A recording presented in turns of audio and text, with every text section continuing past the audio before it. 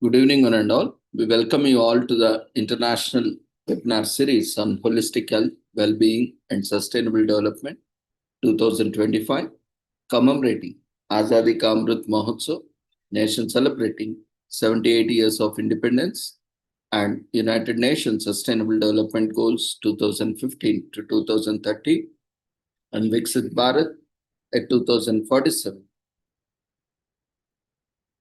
In collaboration with Sri Holistic Health Foundation India and Sri Research Institute Center for Art, Sciences and Wellbeing. These series of events, programs every day are organized as part of awareness and campaigns on these topics, health and well-being and sustainable development.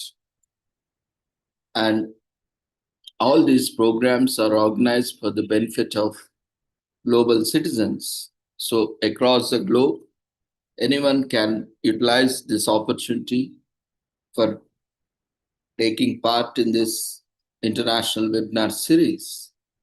And all the programs are completely free. There is no registration fees or collaboration fees.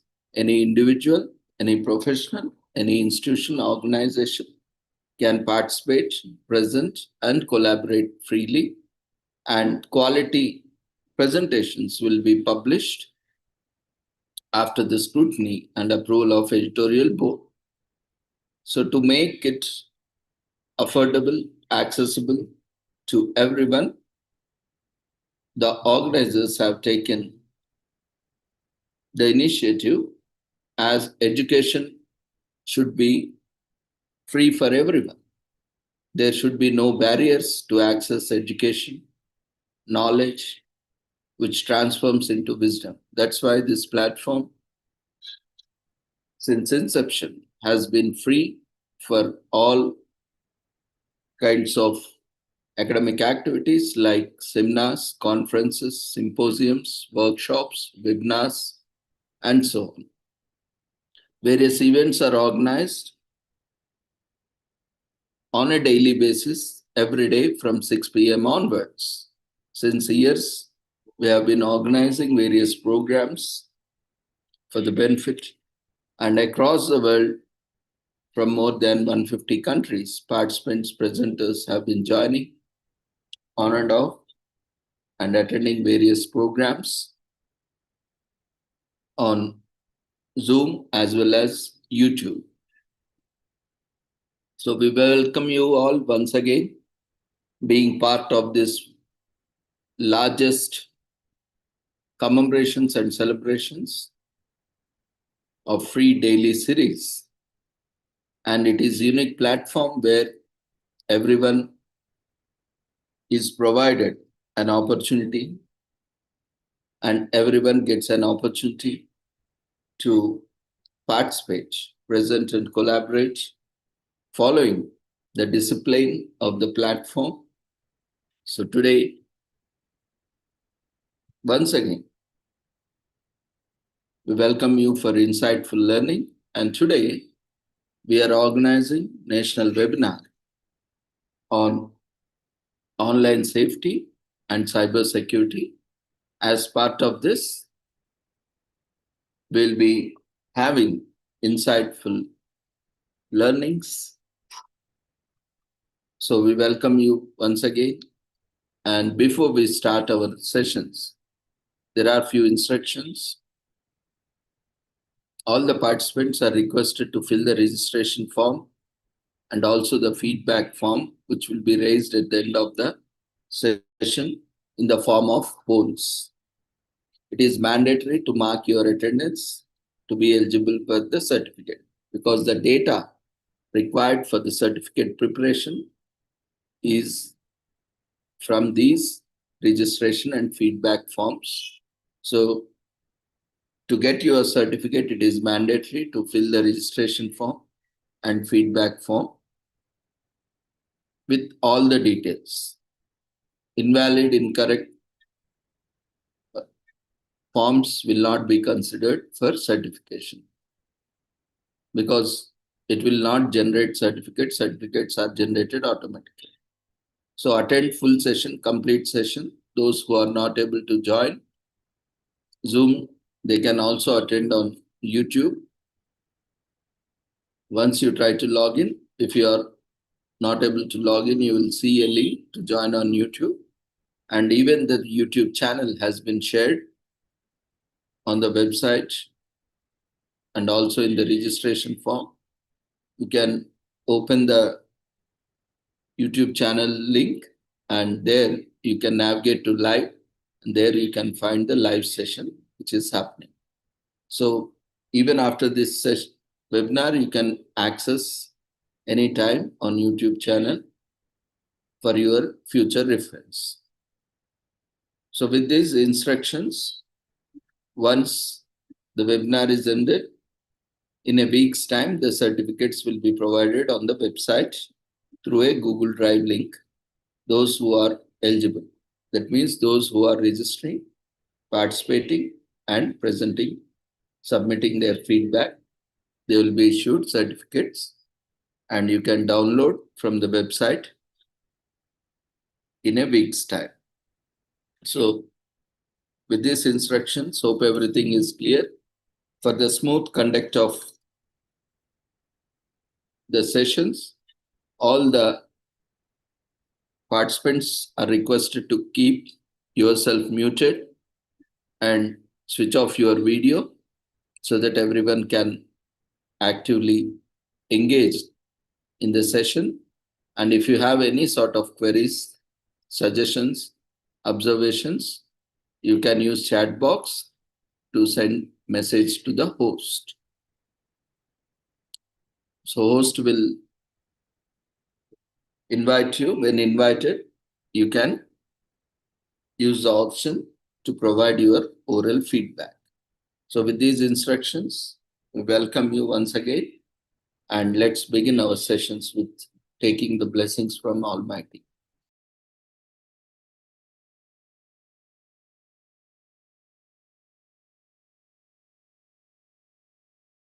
कुरुत्वं कल्याणम् आरोग्यं धनसम्पदः शुभं कुरुत्वं कल्याणम् आरोग्यं धनसम्पदः शत्रुबुद्धिविनाशाय दीपज्योतिर्नमोऽस्तुते दीपज्योतिर्नमोऽस्तुते शुभं कुरुत्वं कल्याणम् आरोग्यं धनसम्पदः शुभं कुरुत्वं कल्याणम् आरोग्यं धनसम्पदः.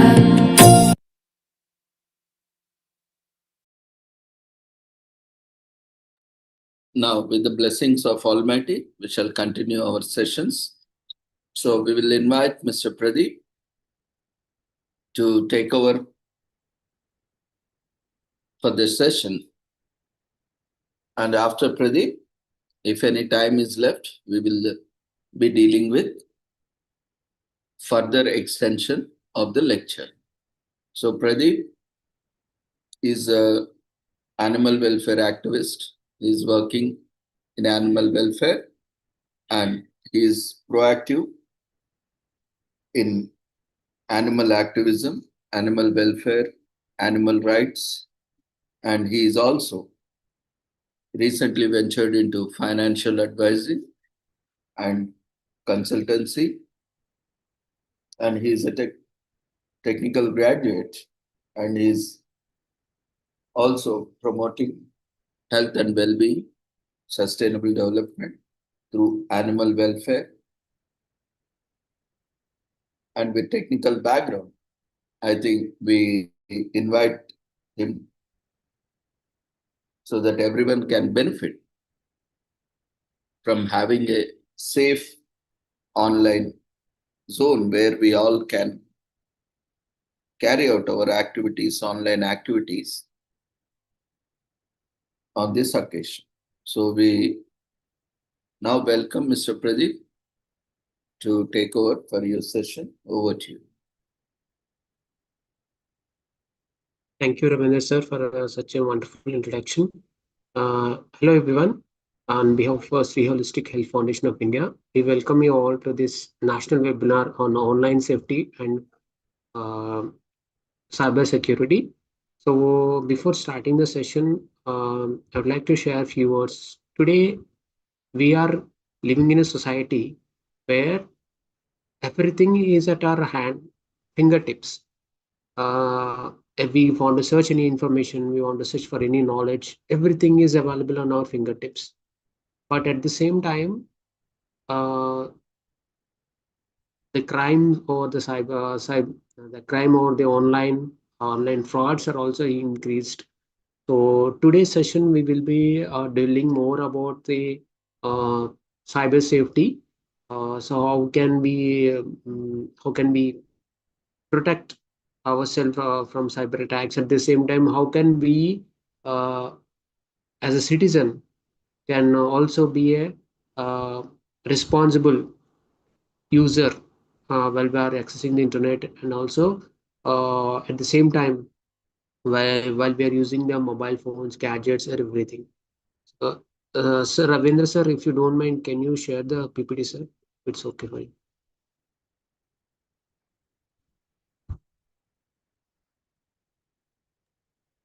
Yeah, you can carry on, Pradeep. In the meanwhile, Sure, sure, sir. So, as we have told you that today we live in a more of technological advanced world. Everything has been accessed in our fingertips. So, like the earlier the internet has become a what we call as a e-village. We may refer it as e-village because every time we connect on social media or even any, like if you see any of these social and also digital sphere, I can say exactly. And a lot of the time we actually interact with many people, and at the same time there are many social medias also emerged. WhatsApp has been mostly used by many of the people, Facebook, Instagram, many. But at the same time, the security, how well our data is safe and secure is a million-dollar question. So right now I'm going to discuss about the how we have to use the internet very safely and responsibly. So when we normally when we open an internet and all, so we actually browse the page, right? So and at the same time, we a lot of the times we log into the Google or any of the services like Yahoo, Gmail, Microsoft, whatever it may be. So when we open it, what we actually do is sometimes due to the work issue and every time, so we forgot to log out. So what happens is since if you are using the same ISP of your at your home, then it's okay. But when you are using it as some different profile, different domain, like a free Wi-Fi situation and all. So that thing, what it happens is it is accessible to the what we call invaders or like a any other third party. So cyber, like what we call as hackers. So your data is not secure at that time. So, so whenever you are accessing any of these, like accessing any internet, either it is most preferable you log out from your system, whichever you are using, any of the social media or even go any of the your email. So it is ideal to log out. Sir, next slide, sir. Think first. Whenever if you are accessing the internet, most and foremost thing is avoid clicking on the suspicious link.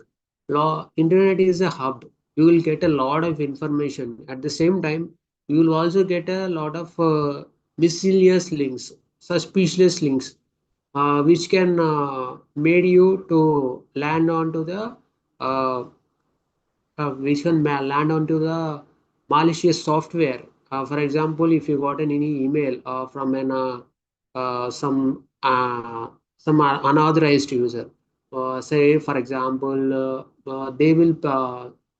you get some email like saying that you won a lottery.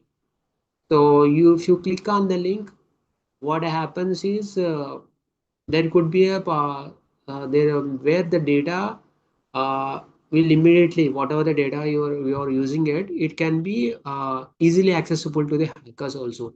And at the same time, you may think that, okay, I got a lottery, let me go through the link.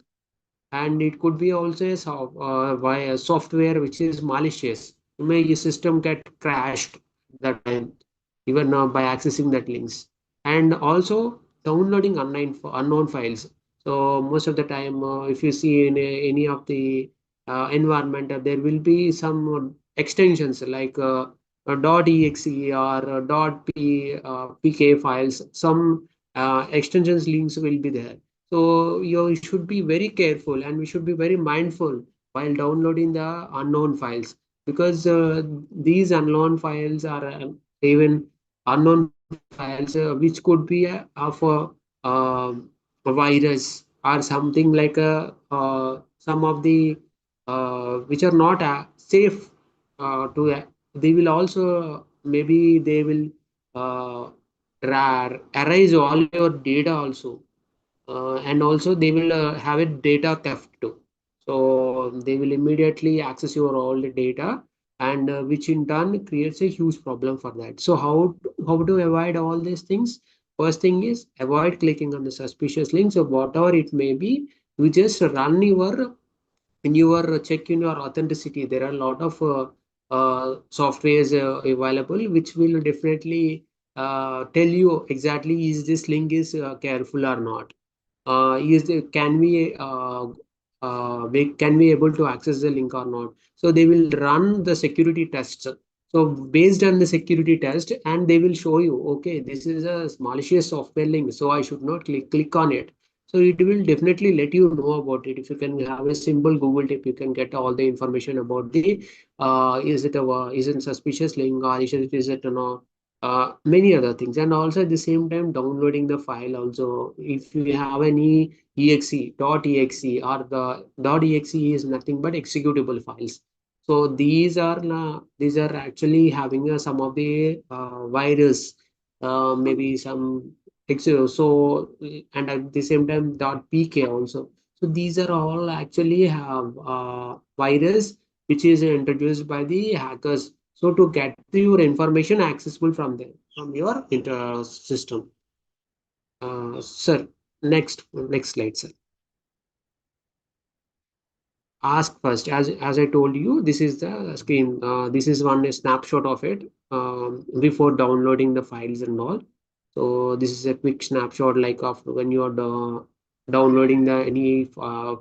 It could be programmable files, or it could maybe any games. Nowadays we see that a lot of youngsters and also children especially, they download all the files and all the which will have a .exe files and also pk files and all. So it is highly, if you are a parent and all, you need to have that you need to check about the parents children while what they are accessing over the internet and all. Next slide, sir. Personal information. Personal information are which are personal and they are private. So we cannot share with our information to each and every individual apart from our family, uh, and also very close circle. We cannot share every detail to the a person who is online, because a person over the online, we may not know who is that person and who is actually what is he doing. So in that case, cyber etiquette we need to be followed. Like once we are accessing or the web and all, don't share your personal details, and also don't share your bank information, or any other even user ID, password. You might get a email, or you may get a call from stating that I am from the bank, so and so bank, and you have some problem in your banking. So please provide us your user ID and password. You should remember that any of the bank employee, none of the bank employees will never and ever call you, because your user ID and your password are for you, and bank will never ask your personal and sensitive information. So while you are while you are accessing the internet, or while you are doing any uh, like banking application and all, some calls will be fraud calls will be coming up. So they will say that we are from, let's say, for example, if we are from, say, State Bank of India, we got some problem in your account. We need your user ID and password. So that's you should understand that is a trap, and you should immediately report to the cyber crime. Immediately, you can uh, call to the cybercrime, or you can also check with the bank, concerned bank, or State Bank of maybe by dialing the toll-free number. So never and never share your personal information. It includes your bank user ID and password and all other sensitive information. Next slide, sir. So as I previously mentioned you, it is always and always advisable to log out your accounts when you are done, especially on the shared devices. We use when we travel to the over railway station or any other public places, we have the free Wi-Fi accessibility. So what it happens is, we in the hurry worry of the traveling and all, sometimes we forgot to log out from our Google Mail. So that Wi-Fi is not our personal Wi-Fi. This is publicly accessible. So anyone can sometimes, maybe for hackers especially, they will try to access it your account. So it is always advisable uh, to log out from your account while you are especially using a public Wi-Fi. Any of the cafeteria, mall, or if you go to mall or anything, it is always and always advisable log out from the um, accounts when you are accessing any shared devices or public Wi-Fi. So next slide, sir. Stranger dancer. So what actually means is, don't talk or accept any friend requests. I mean, talking means in the sense of social media, because we are living in a totally digitally connected world. So never accept a friend request from people you don't know. Uh, Either it's maybe because, do you remember our parents used to say that, oh, don't ever talk to the stranger. So they used to say that when you go to the school or anything. So here the same thing applicable to the digital context also. Never and never access any friend request from unauthorized people, not from one who is not familiar with you. So it is ideally uh, very important, because you never know who the person is. So right, you never know about him, and he is not your friend or he is not your family member.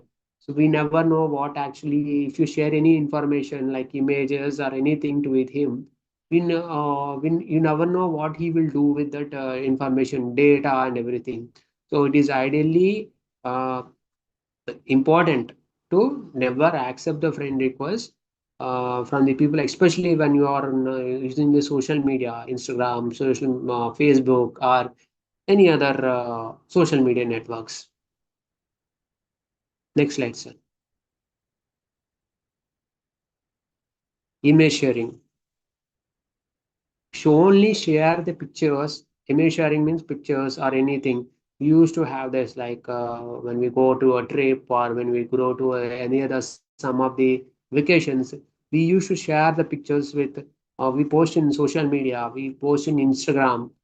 You know that someone can easily snatch in social example in Facebook also. They can take a screenshot of it, and they can also easily uh, edit your pictures. They can mop it, and nowadays the technology has increased, and the technology is nowadays what it is a double-edged sword. You can use it for a benefit, and you can also use it for a you can use it for a destruction also. You can use it in constructive manner, where you can develop knowledge, and you can use a lot of innovations and all. But at the same time, there is also destruction. So always and always remember that never and ever share pictures with anyone apart from your family members or any your close friends and all. So if you are children, I would recommend for parents, please check your children. Maybe nowadays the generation which we call as Gen Z, so they are more of technology oriented kids. So they know everything right now. They have the palm tab, like they have the tab, they have the mobile phone and everything. So being parent, you also have a uh, check of your children tabs or mobile phone to ensure that uh, the information or whatever the data they have been sharing is a secure one. Are they interacting with the people? Are they also interacting with the known people? Are they misleading their path? So as a parent, you should always have a vigilance, because the children, they don't know, then they are not in a matured age to understand each and everything. So being as a parent, it is your responsibility to check and ensure that all the data and everything is secure and is safe. Next slide, sir. Using the web. Nowadays, internet has become a global village. So we can access any member of the website using a fingertip. But at the same time, those websites should be trusted. They should not be something like a malicious website. If you click on the link, sometimes you see that some websites, you click on it, the screen gets freezed.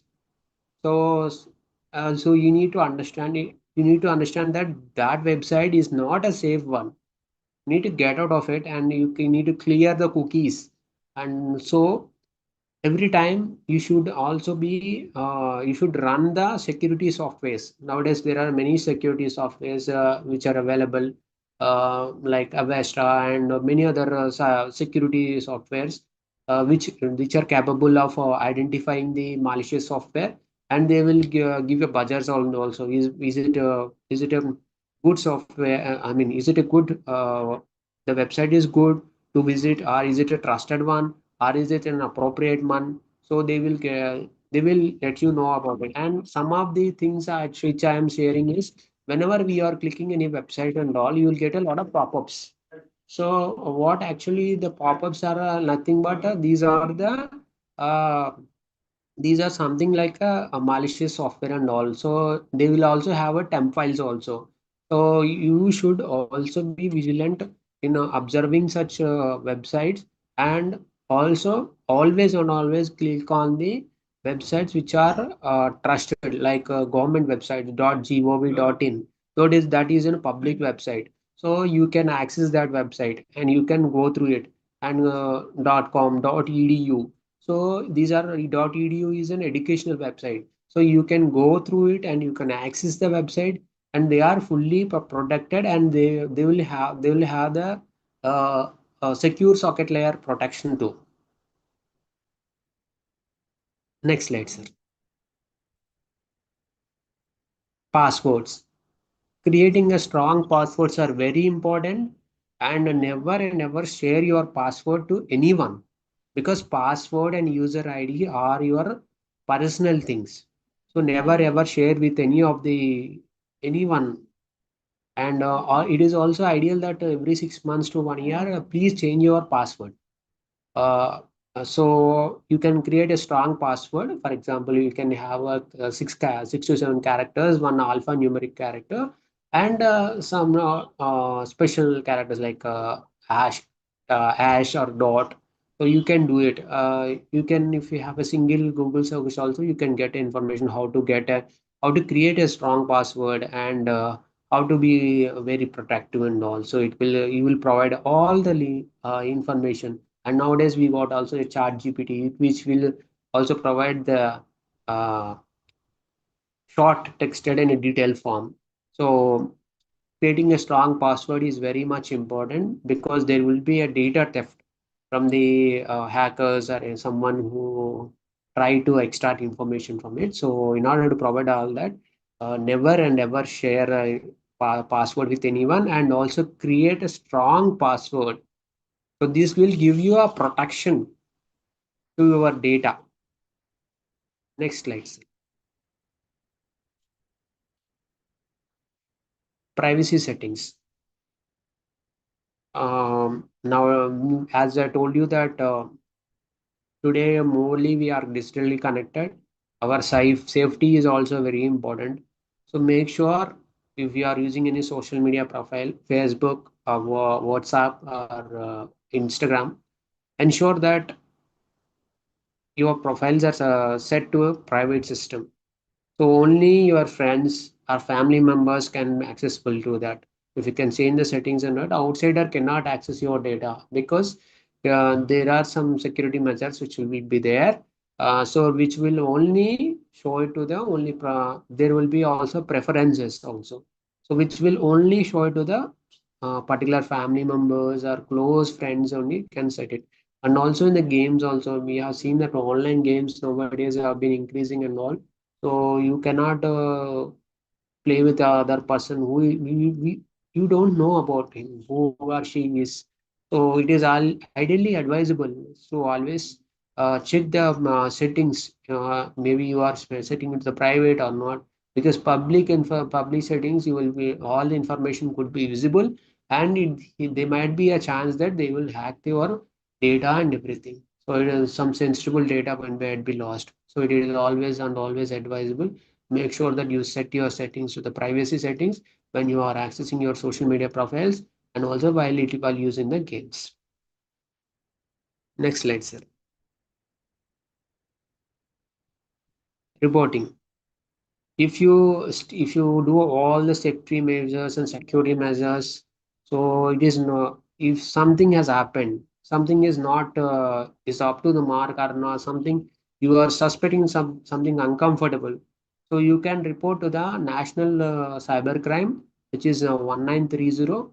So you can report to that. And also there is an online presence, digital presence also.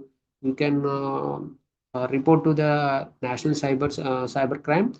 There you can report in they'll be having a Google form. There is having a form about it, what happened, when it has happened. You can report it so that the local area police will identify it, and they will get back to you and identify the issue and provide the solution as well. Next slide, sir. So this is this is a digital signature. So I agree to be being a cyber safe online. So you can take a screenshot of it. So you can put your signature over there. And most common I have most common cyber crimes which are reported are like matrimony frauds, and also don't ever if we, when it comes to a social media or any matrimony sites, so have a thorough check with the like the whoever the organization is, and also ensure that don't fall into the prey of that matrimony fraud, because many of the people they lost their money, and also they not only that they it creates a lot of uh, internal trauma for them. So ensure that when you are checking for any matrimony sites or anything, so always go to the company website, and if it possible, please go for a physical one. So that check with them thoroughly, and then after that you can go ahead with that. And jobs. Now most common nowadays we are seeing that job offerings. They will say that they are one thing, so and so company. You will believe that this is from a certain company, but this is not the certain company, because there will be a spelling mistakes in the company name and everything. So one thing you should remember is people who give you jobs will never ask you for money. They will just see your skills and talent and abilities. So who people who you will get an email saying that, oh, I'm from you are there, you have been selected, you need to pay 20,000, 30,000, 40,000. So don't ever fell into the prey of that. uh, you need to remember that employer who will always look into your skills and abilities. They will not ask money, right? So that is one thing. Another thing is investment frauds. Lot of the time we will get a call saying that, especially in the share markets or any other investments and all. So they will say that, oh, no, if you invest X amount, you will be get doubled and everything. So investments fraud, there will be investment fraud over there. So you should always check with the NSE, that is National Stock Exchange, and also trusted one, trusted advisor who has a license from the National Stock Exchange, or certified one. So certified financial advisor, a certified financial planner, who will give you the exact picture about it. But don't go through the randomly, because it is your hard-earned money. So you might lost it. So always advisable to seek with the person who is well versed and who is certified from the who is from the National Stock Exchange, and also financial planner. And one of the most common today we are seeing is uh, loan apps. A lot of the times we see loan apps and everything. So I would advise not to take any loan apart from the bank, because bank is something which is trusted and which is from the safety one. But other than that, if you take anything like from any of the loan apps, uh, they will definitely, it is like they will put a lot of interest and everything, so we'll have a lot of mental trauma also. So it is ideally advisable, so just not to go to the loan apps or anything. If you want to take any loan or anything, you go to the PSU or nationalized banks and everything. So they can give you the exact picture and you can have that. So, but never take that, it's not that I'll go and take the loan and everything. Depending upon your financial ability, it will also matters. When you are taking the loan, you have to pay it. So you have to also check whether you are going to able to pay the financial. We have the financial capability to pay the loans or not. You need to check with it and go accordingly. Don't go out with the random loan apps, because it is will land you. We have seen many of the cases also where the people lost their lives, and their families are left a lot of with pain and agony. So don't go with that. So finally, what I would like to share is, be a cyber safe online. Don't fell into the pile of uh, cyber frauds or anything. If you have any problematic situation, or if you want any information, please call to the cyber crime toll free number 1930 for assistance. They will be more than happy to assist you. So, and also there are a lot of information available in about the cyber crime. You have a digital dosti where you get a lot of information about it. You can go through it. You can learn about it and be a smart cyber safe. So that's all.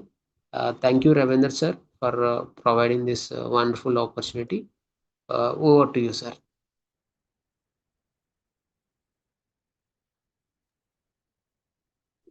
Thank you, Pradeep, for your insightful session. Participants, if you have any queries, observations, you can use chat box to share.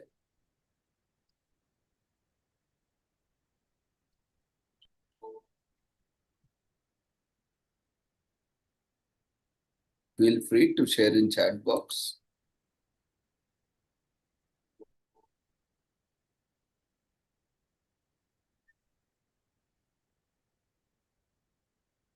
Okay, I think if there are no queries, then let's take this opportunity to express our gratitude to Mr. Pradeep for joining us and sharing his knowledge on this occasion. Thank you, Pradeep. We wish you all the success for your future endeavors. Thanks a lot, sir. Okay, then, as we have some more time, we will little bit extend what Pradeep has said. not troubling him again for some time. So let's move on. We'll see what Pradeep has covered, and we will also have some extension towards that.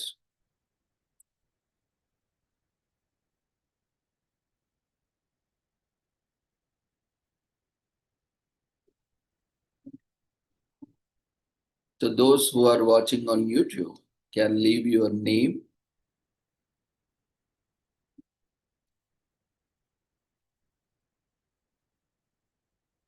designation,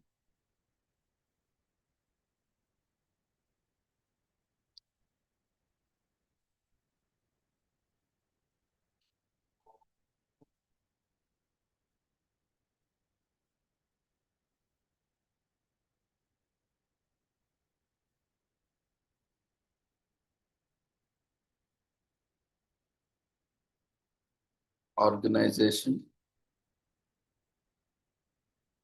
and place, this country.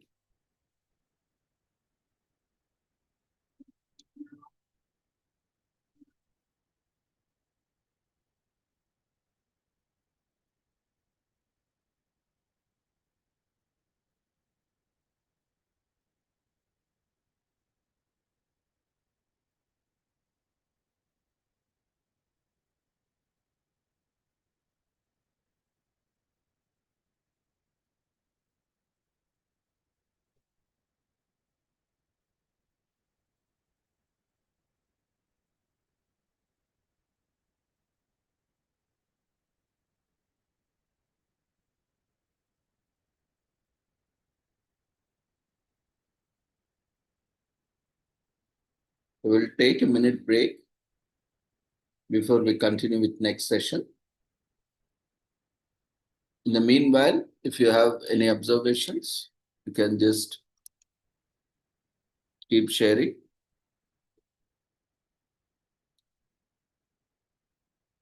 We'll just take a break and look at the comments in chat box on YouTube as well.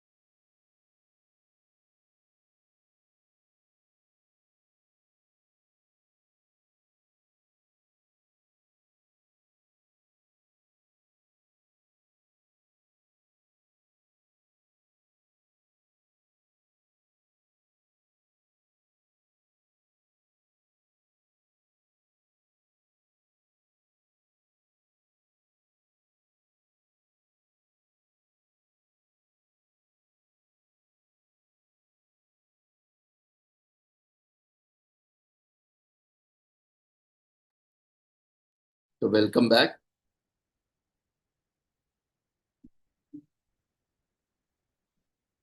So let's look at a few more details for online safety. and security, cyber security.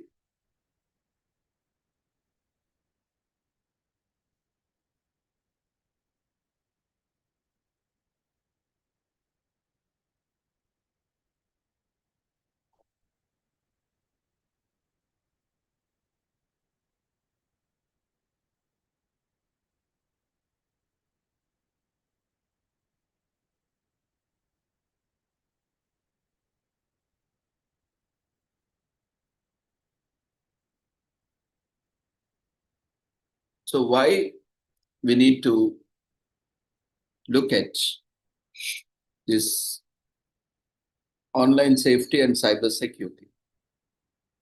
Why it is important?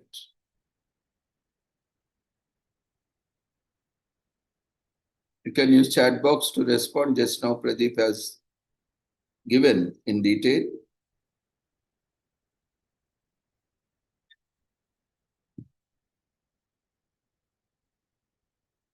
Right? Just to check with you all.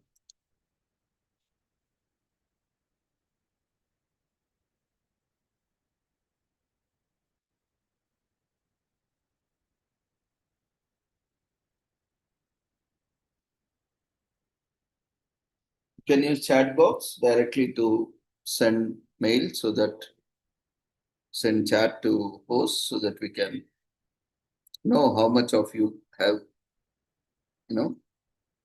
got insights into this topic.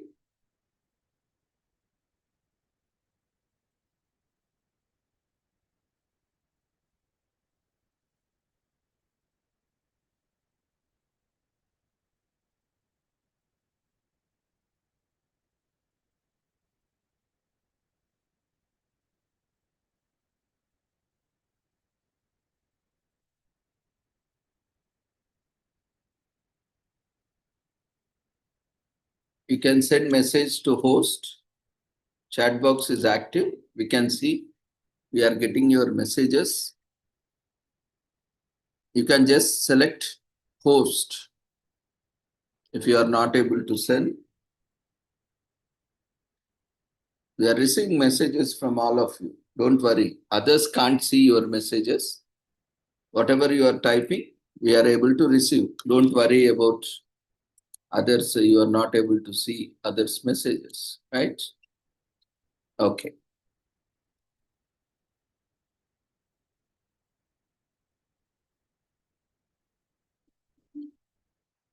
So let's proceed. So why it is important? As already been mentioned by Mr. Pradeep. First, this is a digital era, right? We are in the online cyberspace. Apart from physical space, we are into cyberspace and digital space. So that's why it is very much important for online safety and cyber security. Today, we are a global village. We are connected through internet, through network across the world. That's why we need to keep ourselves safe and secure. And we are also facing a lot of cyber threats. Because of threats, we need to secure ourselves. That's why cyber security and online safety is important, more relevant. So let's look at various aspects of cyber security, online safety, cyber crimes, and types of cyber threats has already been given in brief by Mr. Pradeep, like malware, phishing, ransomware, identity theft, and so on.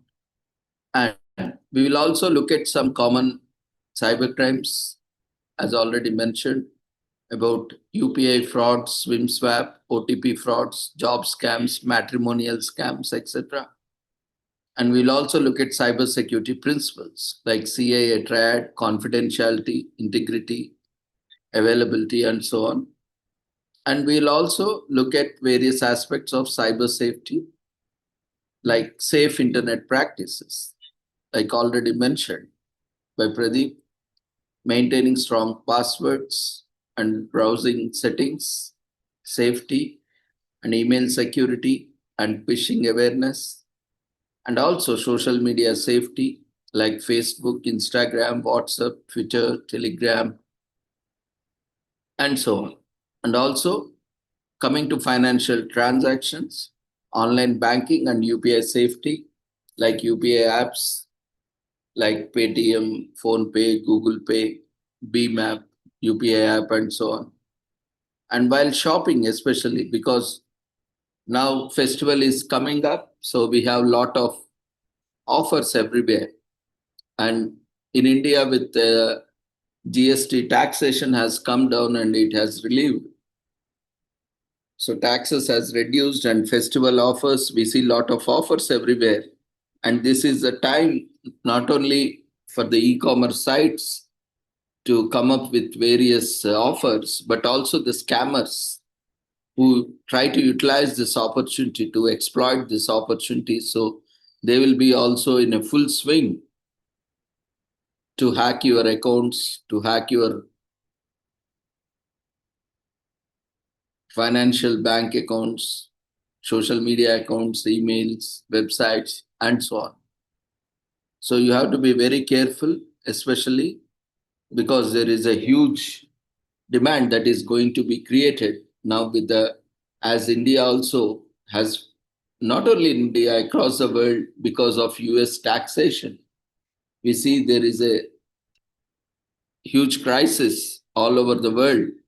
So the only way to get out of this crisis is to increase our buying power so that more products are bought, so that it doesn't affect much, so that whatever products we are not able to sell abroad, now those products, if we are consuming responsibly, responsible consumption and responsible production is also equally important at the same time for the sustainable development, and also promoting various practices. When we are trying to sell more, when we are trying to produce more, then the product production process also involves, or the purchase process or the sales process also involves transactions, including markets and purchases, consumers and sellers, the financial transactions, and also inventory, and so on. So it is very crucial why we have taken this topic in this context, because from tomorrow onwards, we have, in coming days, we have lots of offers coming up for the festival, and there is a great demand and expectation that many offers are going to flood the market with the tax regime, new tax regime and policies. So that's why it is very much relevant to have this kind of awareness to keep everyone conscious about what are the various practices that are happening in and around. And also children and online safety. Nowadays, children are also being exploited, threatened, and bullied. And also security is compromised. They are being persuaded through gaming, grooming, cyberbullying, and so on. And women and online safety, like stalking, harassment, revenge porn, etc. We are seeing, photos are used and they have been circulated by morphing using deep fake technology and various other technologies. They are being blackmailed and they are being trafficked and they are being cyberbullied. So all these aspects which are coming up, women and girls, especially children, need to be very cautious about all such activities. And elderly also, because most of the elderly people are living alone because of children settled abroad or at various places. And it is also important because they are not born with technology, and due to age constraints also they have limitations and new technological updates. They are not able to cope up with the technological updates and cyber threats and so on. It is also very much important for all ages, starting from children to aged senior citizens, for everyone, irrespective of gender. It's very important for everyone to understand the nuances of online safety and cybersecurity and challenges that we face. And we also look at cybersecurity for the businesses, especially startups in India, where they are coming with innovative practices, innovative opportunities, innovative offers, and how they are providing services also, safety, cybersecurity services through various products, security products like firewalls, antivirus or internet security softwares, and malware detection softwares, and various other cyber threat detecting softwares, prevention softwares, and so on. So we'll also look at various data protection and privacy laws in India, like major laws is IT Act 2000 and DPDP Act 2023, and so on. And we'll also look at cybersecurity in educational institutions, especially in context of carrying out activities in higher education institutions and securing the data and fair use practices by stakeholders of higher educational institutions. And we'll also look at cyber security culture at workplaces, institutions. This is also very much important because it can compromise the organization's IT policy, security policy, and the security network. We'll also look at various government and policy frameworks. Like in Indian context, we have Indian cybersecurity ecosystems like CERT-In, NCIIPC, cybercrime cells. And there are also various initiatives taken by government time to time through Digital India, Cyber Surakshit Bharat, Cyber Swachhata Kendra, and so on. And we have also various cybersecurity laws and policies in India. And we will also look at the role of police and judiciary in cybercrime, in combating, in preventing, in taking trials and punishing those cyber criminals. And as already mentioned, we will also look at various technologies like firewalls, antivirus, virtual private networks, VPNs, and encryption technologies, standards. And especially with the emergence of AI, we also need to look at artificial intelligence and cybersecurity and blockchain security, especially in financial technologies, where fintech companies and fintech organizations need to leverage the potentials of cyber technologies. And there are also various aspects of bringing in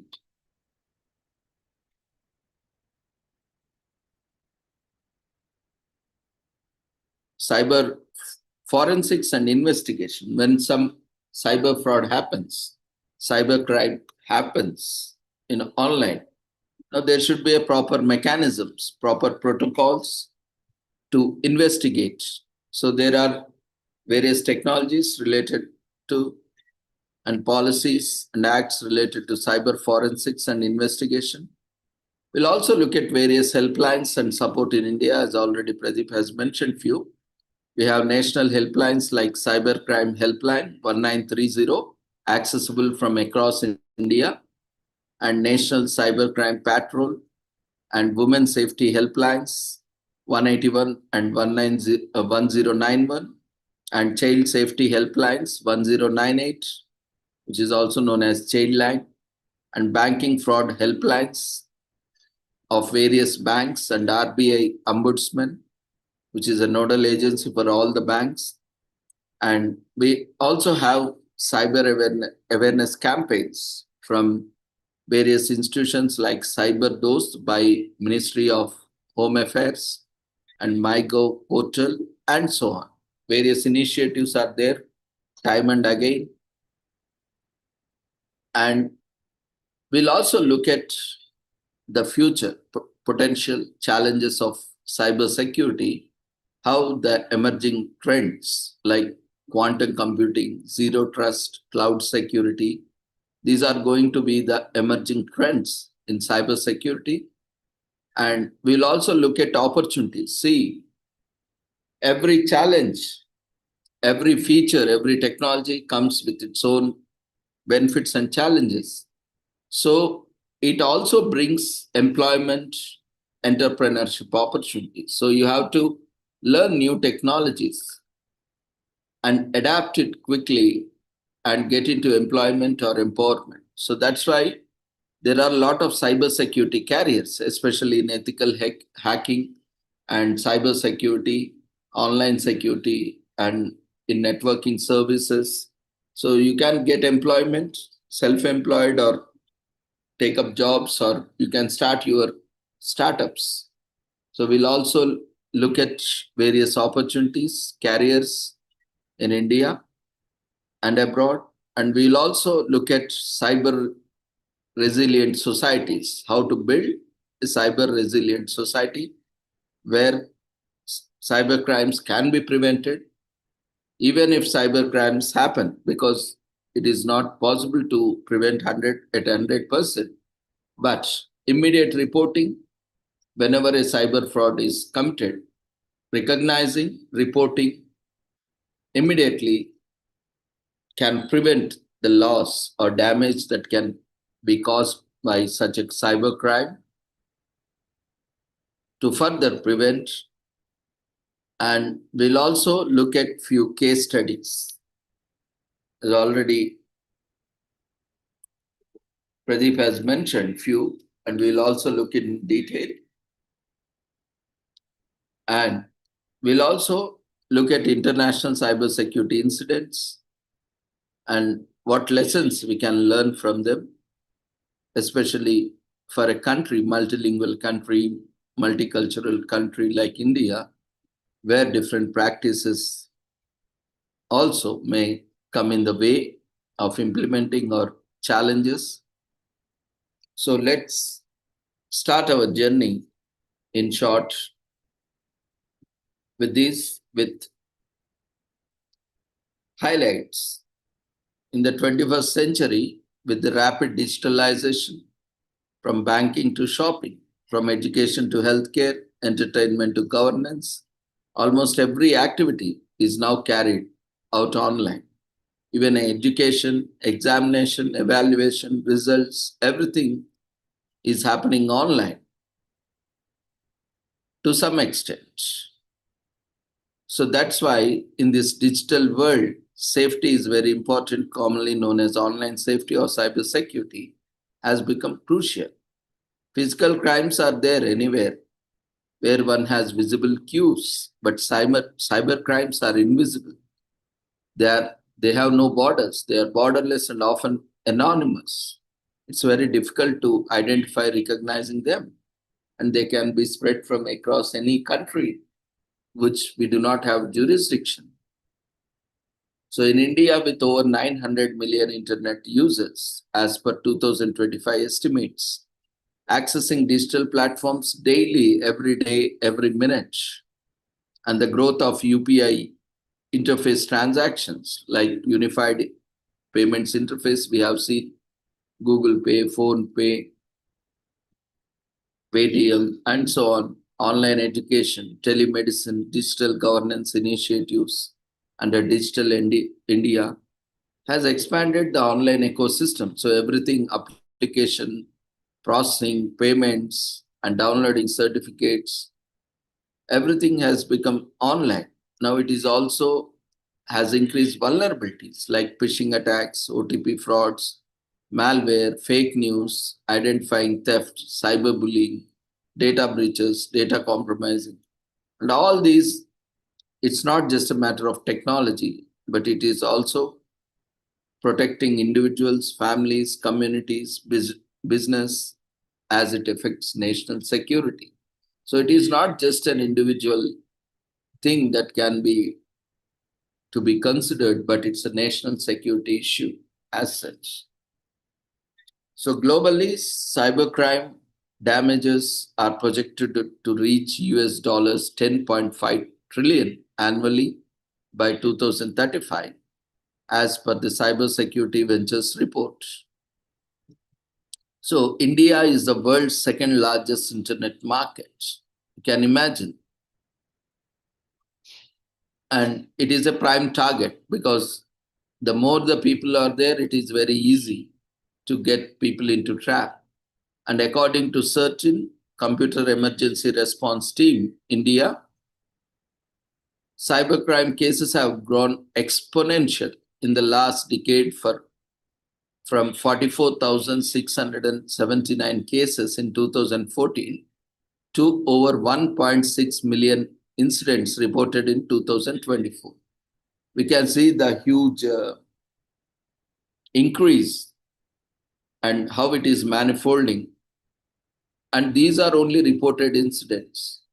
We have many incidents that people don't come up and speak about them. And in India, especially, we have unique challenges comparatively from abroad. We have rapid digital adaptation with limited cyber events. As already mentioned, every day by day, technology is changing, and apps are getting upgraded, platforms are getting upgraded. So it's very difficult for people to get awareness and education.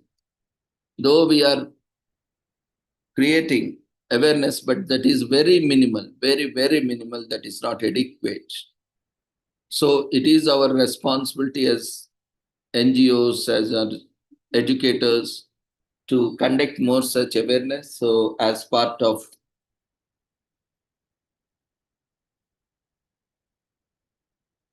Bharat Abhiyan, we are going to take up every month one session on online safety and cyber security from now onwards to provide various awareness on various aspects. Like this is the beginning. Earlier also we did a lot of programs, but from this month onwards, we'll have one session every month exclusively dedicated on the latest happenings, trends, challenges in online safety and cyber security. So this rapid digital advancements and adoption with little awareness leaves us more vulnerable to new strategies of cyber attacks. And we have diverse population with varying digital literacy. Not everyone is aware of all these things. So different levels of awareness also can put different risks to people. And proliferation of smartphones, many with outdated softwares. Generally, we don't, especially we Indians, we do not change any gadget until, it becomes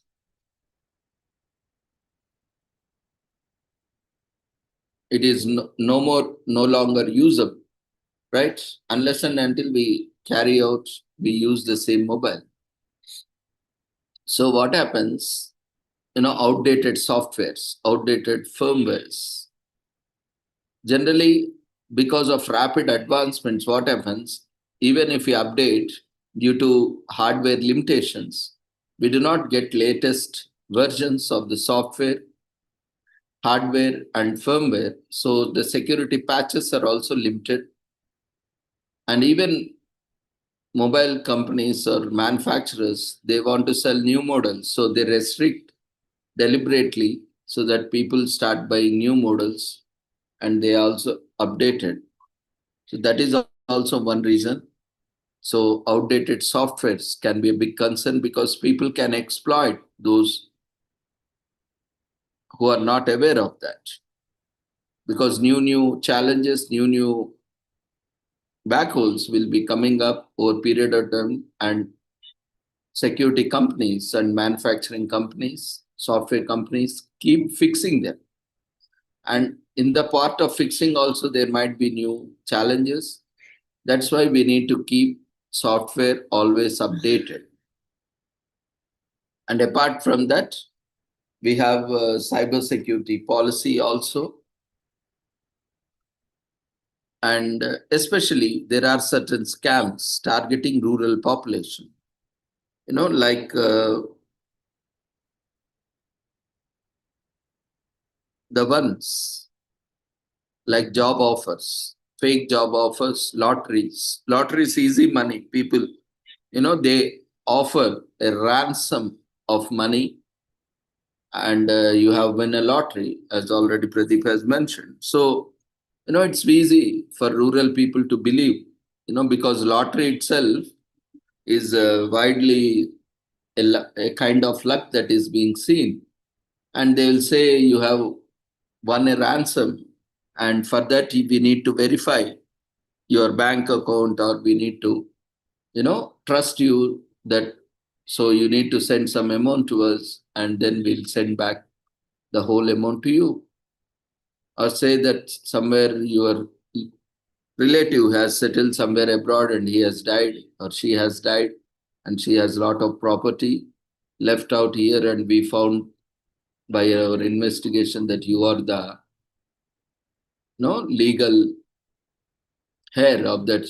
So you need to verify your records, you need to send your documents, and you need to make certain payment so that we can confirm and we can send. These are different kind of scams that are happening. So you need to be aware.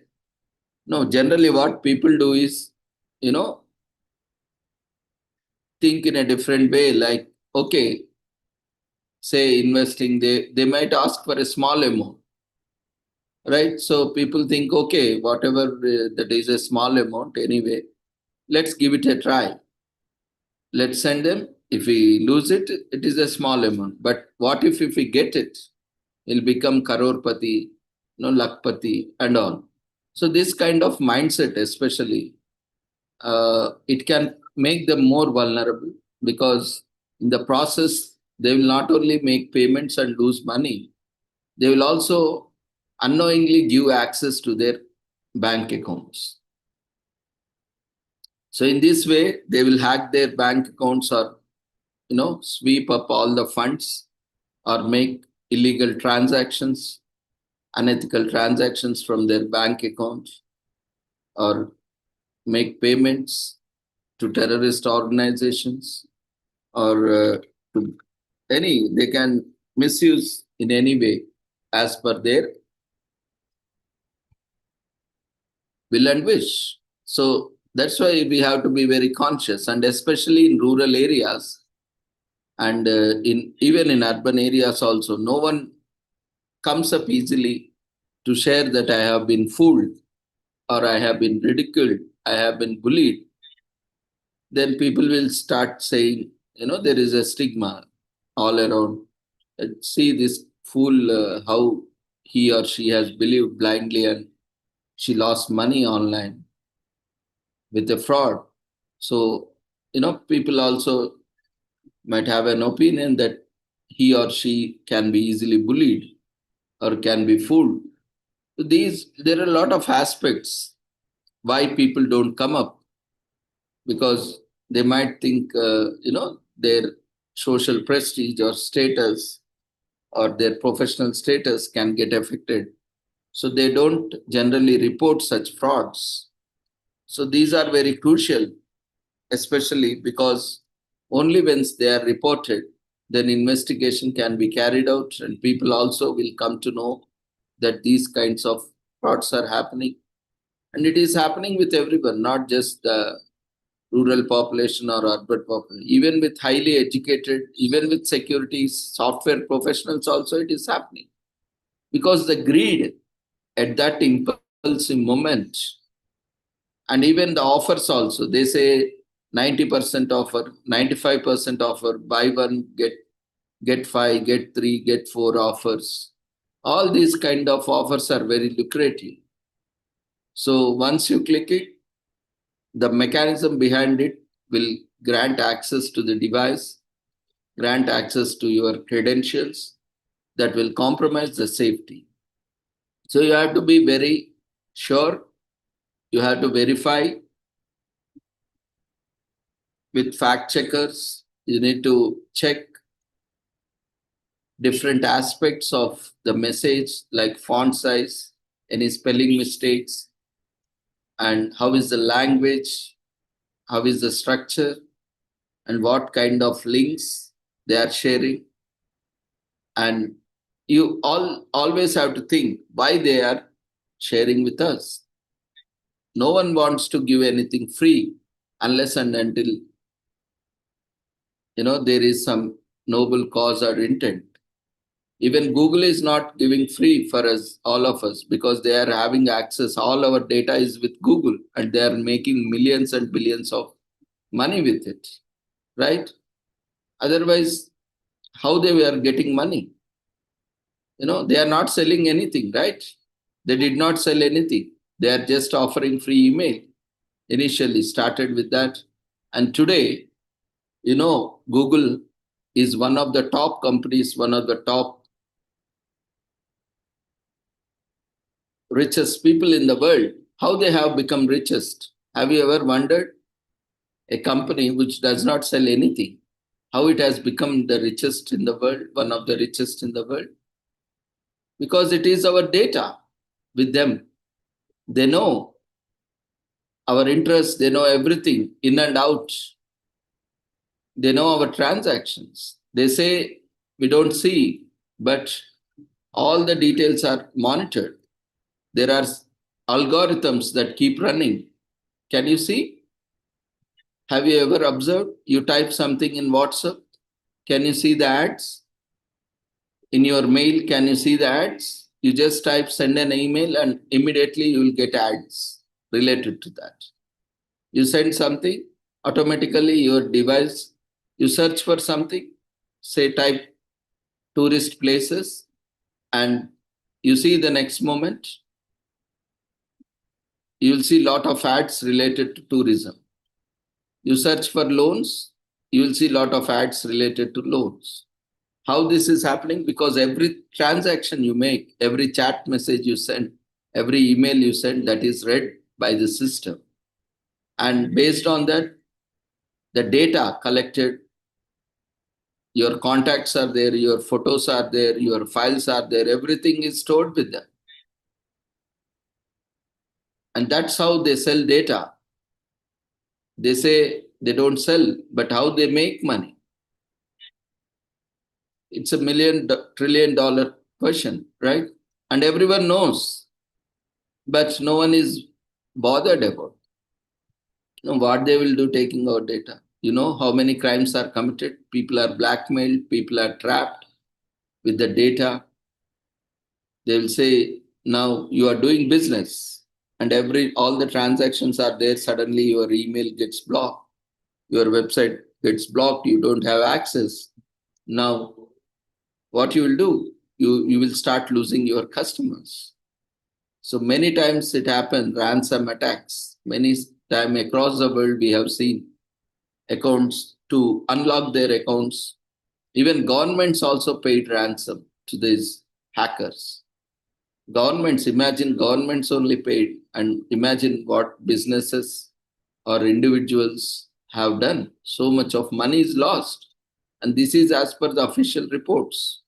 It's not that we are superficially telling without anything. You can just Google it and you can see how much of money hackers have exploited from governments, organizations. So this is happening where there is a huge data. So all our data, whatever we are doing in WhatsApp, Instagram, everything is a data. We are generating huge data. That means we are sharing our interest, we are sharing our schedules, everything. We are posting everything on internet, online. So even many thefts are committed online because we will be posting. We are going to some place for 10 days. Now 10 days, no one will be there at home. So what does that mean? So 10 days, thieves, robbers, and all these people, they know, they also are very active on social media. They keep checking who are out of their homes. Now it is very easy for them. And you are sharing, so it is also easy for people that, okay, you are alone at a lonely place. So all these are, different aspects that we all need to take care of. We generally think, okay, what will happen? But who is going to be concerned? But these all definitely, we are in a safe place, but at the same time, there are things that can go, that can turn ugly or bad or worse. But we need to be sure of what we are doing. Today, due to impulsivity of sharing, we are sharing everything. We are making our private life, personal life, public life into everything on online media. So that brings a lot of challenges now. You are getting addicted, and you need to control your emotions, feelings based on the reactions and input you are receiving. So all these aspects are there, and in that you are also inviting new challenges. So all these aspects need to be considered whenever you are using online media or social media. For the sake of likes and shares, many people have ruined their lives. We have seen people posting their nudity photos for more likes, and vulnerable, vulgar language and vulgar postures, inappropriately exposing their bodies for the likes and shares, and where they have landed, being raped and being abducted, being kidnapped, being trafficked, and being bullied in their own place, in their own localities. And they committed suicides also, because this is also Suicide Prevention Month. So all these things happen. They don't realize that impulsive moment. And certain times there are certain trends which have been exclusively created with propagandas, hidden agendas to trap people.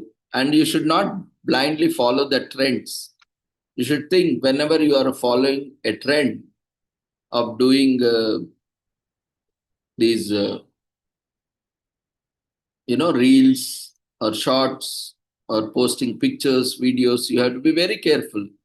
Don't blindly follow whatever is happening on the net, because someone got likes and shares. Don't just blindly follow.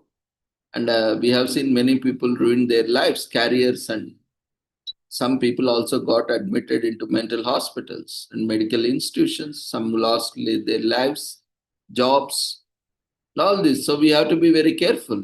Not everything can happen to everyone, but at the same time, anything can happen to anyone. Even that possibility is also there. And the government of India also has timely responded with initiatives like National Cyber Security Policy 2013 and Digital India campaigns to promote safe e-governance, Cyber Surakshit Bharat for creating awareness. They are regularly releasing information, pamphlets, posters, posts on awareness, and National Cyber Crime Reporting Cell with the helpline 1930. Various initiatives are there, but at that moment, it is important that first we all know what are different helplines available and how do we access them in a timely manner. As I mentioned, if that is not in a timely manner, then again there is a possibility of reducing the risk. So all these aspects we need to consider before we,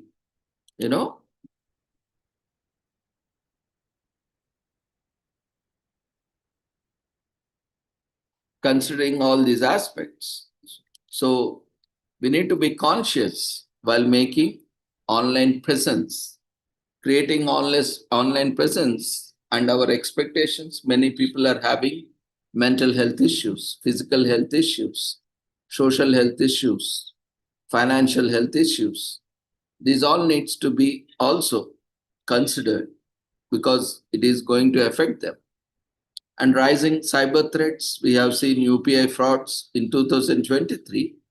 Over 1,200 crores was lost to UPI's related cyber fraud, as these all are reported, documented statistics. And imagine, unreported are many times more, sometimes even 10 times, 20 times, even 100,000 times more. So that gives us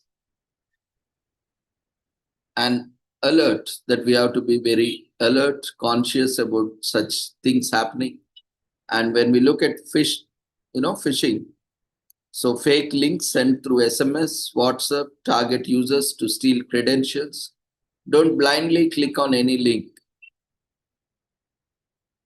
There is some offer, don't just blindly click. Before doing anything, just stop a moment and think why I am being selected, why they have sent to me, whether they know me or not, whether I am eligible or not, whether it is good for me or not. And check how the link is, what the link is. And before opening any link, copy that link and paste in Google or any search engine and check whether that link is safe or not. It happens that already people might be aware and have been already reported. And if you can see that someone is saying that it is fraud, then don't open it. Sometimes false reporting also happens because even search engine giants or social media giants have hidden agendas. They want to promote only what they want. So it also happens, but mostly in general, that doesn't happen. But there is a possibility. So before opening links, you can check it in various search engines and see if there are any reviews about it. And if you feel safe, then you can see. But always be cautious. And then social media harassment, we can see thousands of cases of cyber stalking. People will be following. And not every follower of you is your friend. He can be a stalker. She can be a stalker, or or he or she might be following you to bully you, or for some other reasons. We don't know. Suddenly, we have seen many times someone sends you friend request, you see photo, everything, and suddenly after some time, because you also forget, you add them just simply to increase your number of friends, and after some days you forget that friend who is anonymous to you. You really don't know about anything about them. You have added to friend list, and after some days someone comes up saying that one of your friend in your list has been asking for money or sending friend requests to all your friends, or suddenly that profile changes to porn profile, posting some nonsense, or suddenly it turns out to be a anti-national or terrorist profile having dealings. So always make sure that you verify profiles before accepting friend request. And many times, whenever you are sending a friend request to anyone, don't lock your profile. You see, it's a common practice. Why you are locking your profile if you want to make someone your friend? Because they need to know you, right? So especially if they are locking their profiles, then definitely you need to have a second thought. If they don't want to reveal about them, then how they can be a friend of you? By default, profiles are locked for public because of settings, But always try to ensure, wait for some time, see, follow them for certain time. I mean, don't follow them literally. I mean, observe them. If that person is somewhere acquainted to you, then only you add. Don't try to increase just to show off that you have 5,000 friends on Facebook or so many followers. Don't keep adding. Tomorrow you can also land in troubles. And also keep pruning your friend list occasionally. So you can see, you can identify, just go through the friend list. And if you see there is suspicious links or photos or posts, you remove that from your friend list. It is also very important as part of maintenance.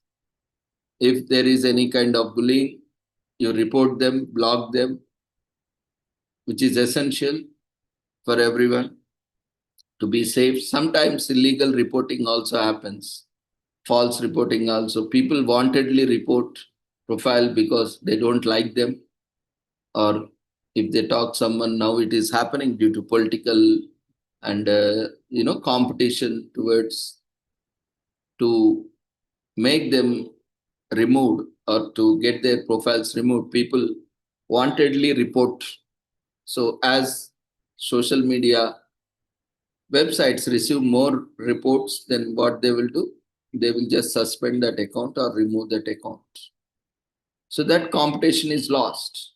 Now, especially it is happening with many people who are trying to be influencers, or someone is doing some good work and people don't like, so they wantedly report every photo, every video, and many such videos go off the platform, and even account gets suspended, deleted. So deliberately there are people, and there are also nowadays we can see a lot of ads, posts like saying you buy likes, you buy shares. No, not that financial shares, the sharing of your posts. That is also there. So people said we have technologies where you can buy likes. You know how many of you are aware on Facebook, Instagram?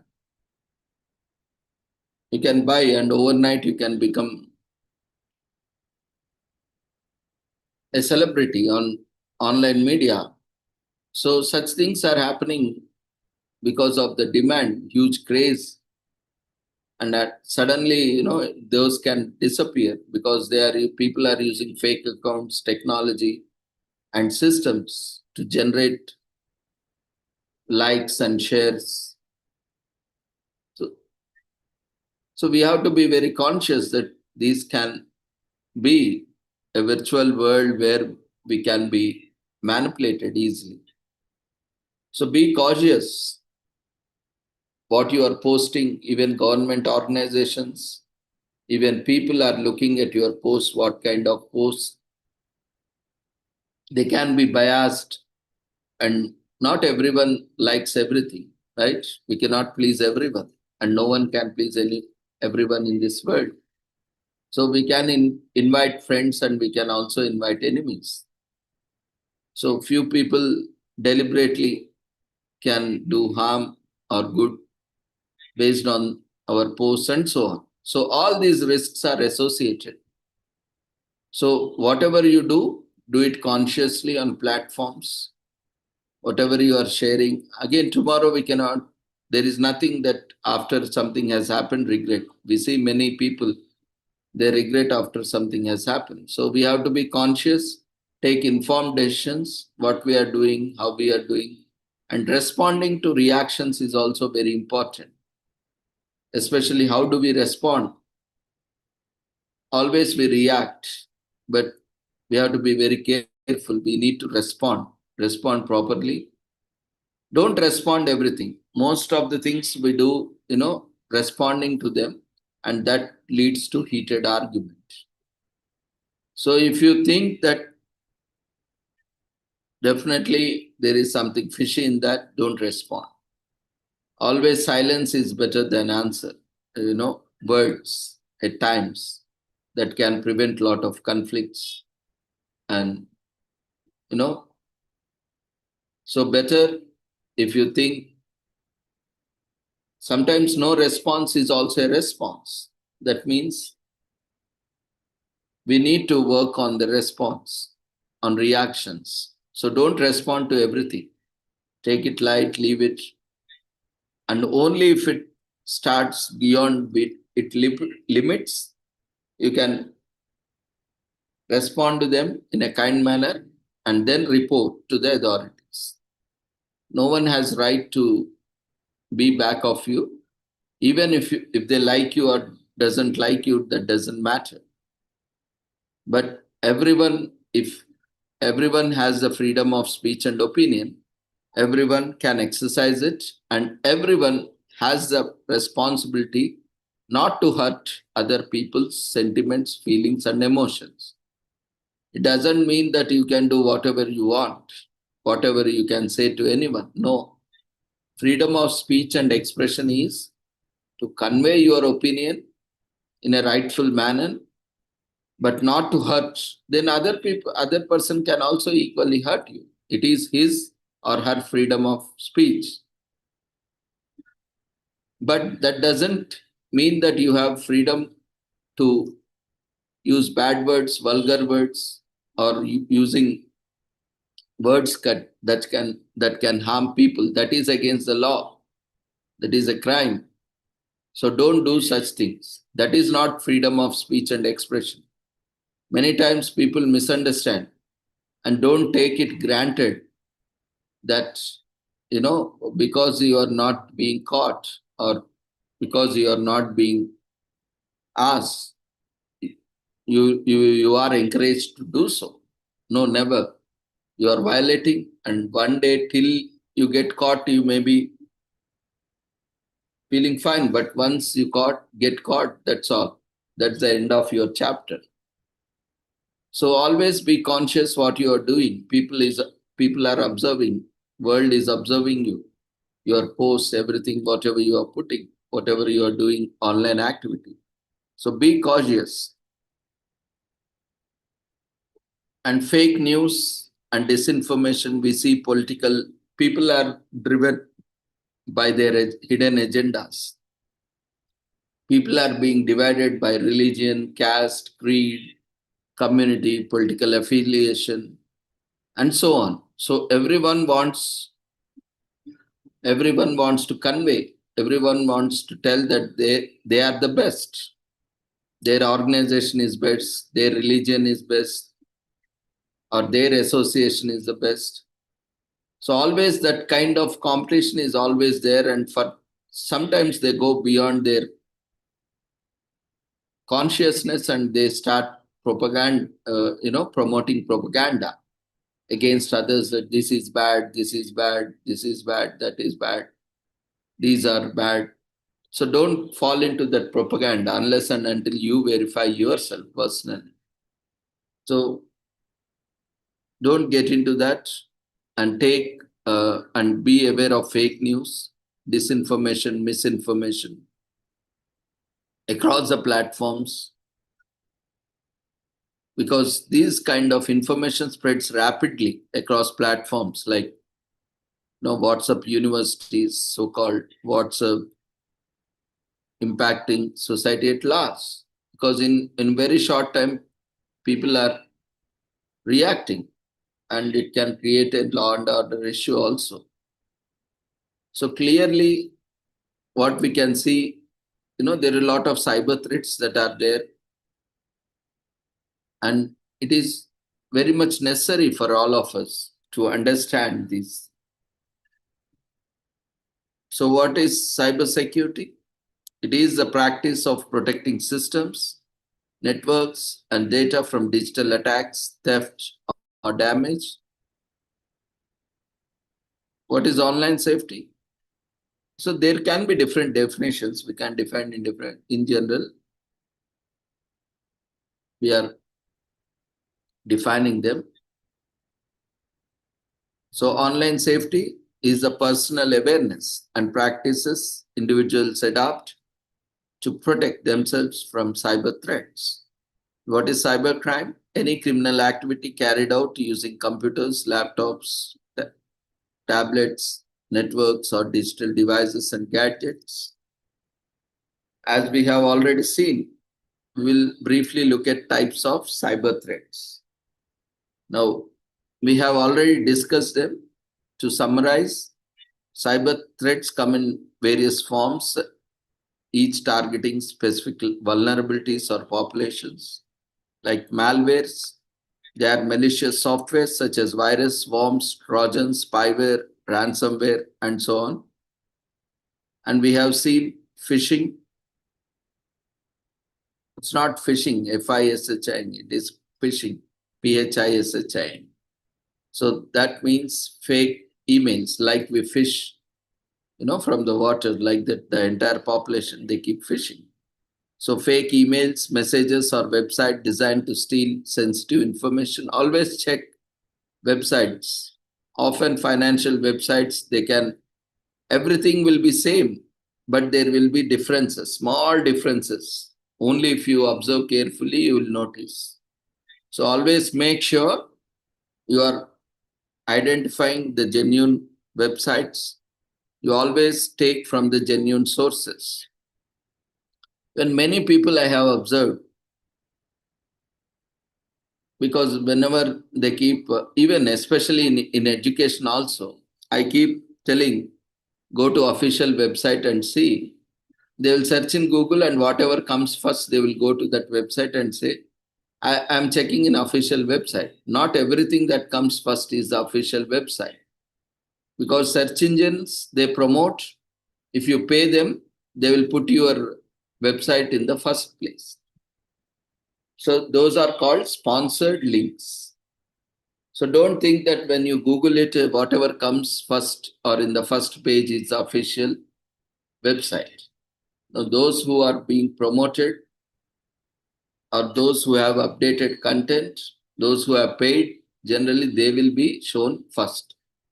So don't fall into such impression. So many students, researchers, scholars, faculties also, we see whenever we tell which website you have seen, they send us some link. And when we see, that is not at all an official website. Then we say, this is the official website. Oh, then they say, oh, is it? I just Googled it or I just searched in some search engine. It gave me this website. In fact, people doesn't know what is a official website and what is not. How to identify. They think whatever, if there is any related information, what they are seeking for, then they think that is official website. That is not official website. Even our website is there. You can see sricasw.org. That is official website for all the programs. We have another website also. That is corporate website, sricasw.com. That is the research division, which is very confidential, where we take up research projects. That is a different aspect of our organization. And .org is completely free. All the events, free events, are listed in org. So you can't even log in or go to .com and only you can see the home page. Other than that, you cannot access anything on that. Everything is secured and you cannot even log in into that because entirely that site is restricted.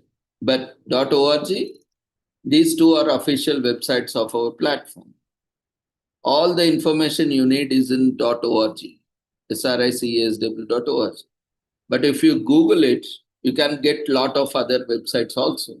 When you are looking for some event, especially we get a lot of messages that they don't know official website and they keep searching. They put our event name and keep searching. Anyway, we always link every event with a unique link and we'll keep sending with the message. But in spite of that, people don't read messages completely and they keep searching in Google and they can't find where is that website and they go to the main website. where all the details are there, but we cannot put everything, all the events on one page, right? It is not possible, and you will not be able to search also. And it also takes a lot of time. It can crash your devices because a lot of memory is required, huge RAM space is required, huge processing power is required. So you need to navigate further deep down. So you need to find the right link. So we have categorically placed based on the year, based on month, based on date. You have to navigate and then find the page. Otherwise, also there is a search facility on website. Once you search, it will show you the link, possible links. But you need to know how to access the information on websites. That's why we always keep, even on the flyer which is shown on the screen, you can see the official websites and official social media handles where we keep posting. These are official. How they become official? Because they are maintained by the organization, not by anyone else. Maybe other people also keep posting, sharing, but that is not official. That is run by someone else. So whatever they get information, they keep posting. But here it is not like that. Whatever on these are being posted, it is posted by the organization on behalf of organization, unless they are hacked and they are being hijacked, or that's a different thing. It can happen to any organization. But these are the handles where you need to look for. Now, from next time onwards, whatever you want about the programs, where you need to look at these links only. So that's where you get authentic information. So you can join. This is an example here. You can see, various collaborations. We are into international collaborations. And you can see, like, this is our template. You can see almost all programs have a similar kind of template to recognize that, okay, this can be a program, official program, or a genuine program of this organization. That's why we don't keep changing the design, so that there is a similarity between all the flyers. You can see logos especially, and the color combinations, which are mostly tricolor, the flag colors we use. And you can see the common links. You can observe what we are doing daily. We are doing commemorations, and that too, the entire aspect is free. You can see, you can learn what are the various activities. You can identify there is no commercial activity. And you can see the joining link. Joining link, that is same for all. So we are maintaining that security, that we are not changing link, though many times it has been compromised. Again, we are ensuring that same link is there since 2022. Earlier, we had different link and we had certain security issues. And at that time, Zoom also had very limited features. So Zoom also over time has upgraded. We have been also giving feedback to them. Many people are giving feedback to them. So they have started incorporating more features, more security. So now we are able to manage with the same link from 2022. Every day for all programs, it is the same link. So we are not changing link, and that link is circulated across the world. Everywhere, to all countries it is going. But still we are able to maintain that link safely, securely.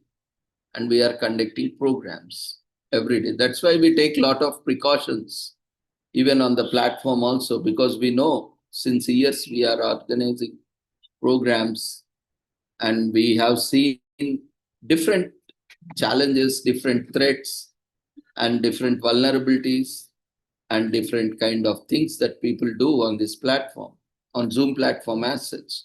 So we had a lot of experiences. So from that experience, we have learned how to carry out smoothly. So in that way we are continuing. And you can see the websites also, which is listed. You can't see .com anywhere because that is not relevant. Because here, whatever we are referring is to free programs. Like almost all are free. Only certain fundraisers, if someone approaches to us, we are raising funds and we are whatever we are getting, we are giving it to them, donating to them. So those are very rare, one or twice, rarely. But otherwise, these are the things that needs to be checked.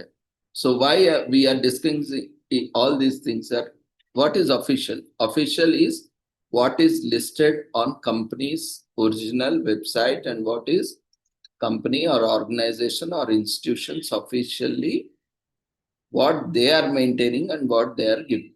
Don't Google it and say that whatever comes or whatever looks like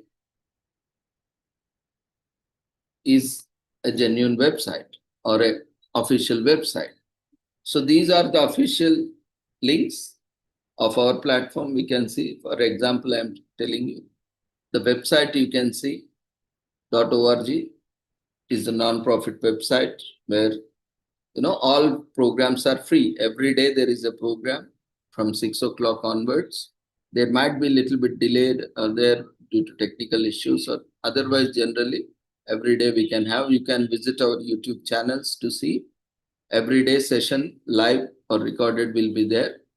If due to some times, if you don't find due to technical issues, sometimes there will be live streaming issue. But mostly you will find. If not, you can also contact us. We can do. So in general, every day we have session. So on and off, rarely it happens. We don't have session due to technical glitches or so on. But we are very consistent in organizing programs. And you can see Facebook also. We have official pages where we are posting, sharing information. So there might be other pages also, but these are the only pages where you get official information directly from us. And you can also join our WhatsApp channel to get all updates, though it is not that active because many have, when it was launched, it was very new and people are not familiar, but now it is growing, increasingly growing its popularity with more awareness. So we are also now updating on WhatsApp channel. So you can join our WhatsApp channel where you get every day, you will get all the updates. So we are making it more proactive so that links, everything, certificates, everything. So we request everyone, whoever is joining any program or planning to join program, join the WhatsApp channel. So we will make it more proactive from now onwards. Every information we'll post it there. So join that WhatsApp channel so that you get information. So like we need to check what is official, what is unofficial, what is phishing link, what is, a phishing websites and all those things. So this is related to phishing and ransomware. Like I have already mentioned, attackers encrypt your data, lock your systems, lock your accounts, and they demand ransom. Ransom is huge amount to restore your access. So these are also type of cyber threats. And identity theft. They steal your personal details like Aadhaar number, PAN number, bank details, your contact details or your educational details and so on. To impersonate victims, they use them to recreate or they take loans on your behalf by manipulating people, staff there, and all these things keep happening. And they can also imitate your identity, and it can also lead into problems. So that's why never share online. Don't put nowadays it has become very common. Whatever you get, degrees, certificates, everything we are sharing it online, showing it. So that can also cause problems. Even if you are doing it, ensure that are of that not of that quality, because high quality they can take it as it is and they can morph it or they can use it. Now AI has come up with lot of features. It is learning by itself and it can also create. So anything is possible, but it's not that everything will happen to us, but being aware of when something bad happens or something unwanted, unwarranted happens, then we can be sure so that we can help the authorities to report it properly so that they can also investigate it properly. Otherwise, we can put ourselves into trouble and they can also be misguided. So investigation go altogether in a very wrong way. So that's why identity theft, keep your all documents safe. Don't, give access to everyone. Whenever you are giving it to someone, make sure that they are used it properly and verify its usage. And we also have something called as man-in-the-middle attacks. So hackers intercept communication between two parties, like we are sending email messages. So someone can be in the middle and have access to everything. That is also possible. That's why we have end-to-end encryption in WhatsApp and even in mails also, so that the middleman cannot see it. But still there are tools and technologies. And we have something like DOS or DDoS attacks, denial of service, where overloading of a network or service to make it unavailable. We see a lot of websites are inaccessible at times. Because to make it not accessible, people create so many requests to that resource so that they break that resource. What happens? If there are too many requests to that resource, say website, suddenly it happens. Suddenly when results are there, you can see the website goes down or it crashes. Why? Because everyone wants to access that resource, see their results. Of course, this is a positive example where systems crash and websites crash because there is a bandwidth limit. Because the more the access, we need to pay more. So why generally people take, say there is a limit, 100 views, 1,000 views, 1 lakh views, 10 lakhs, 5 lakhs views. After that, we need to pay more, or otherwise the system can stop, the website can stop functioning until the limit is restored, or until for next 24 hours or until next 1 hour. So what happens?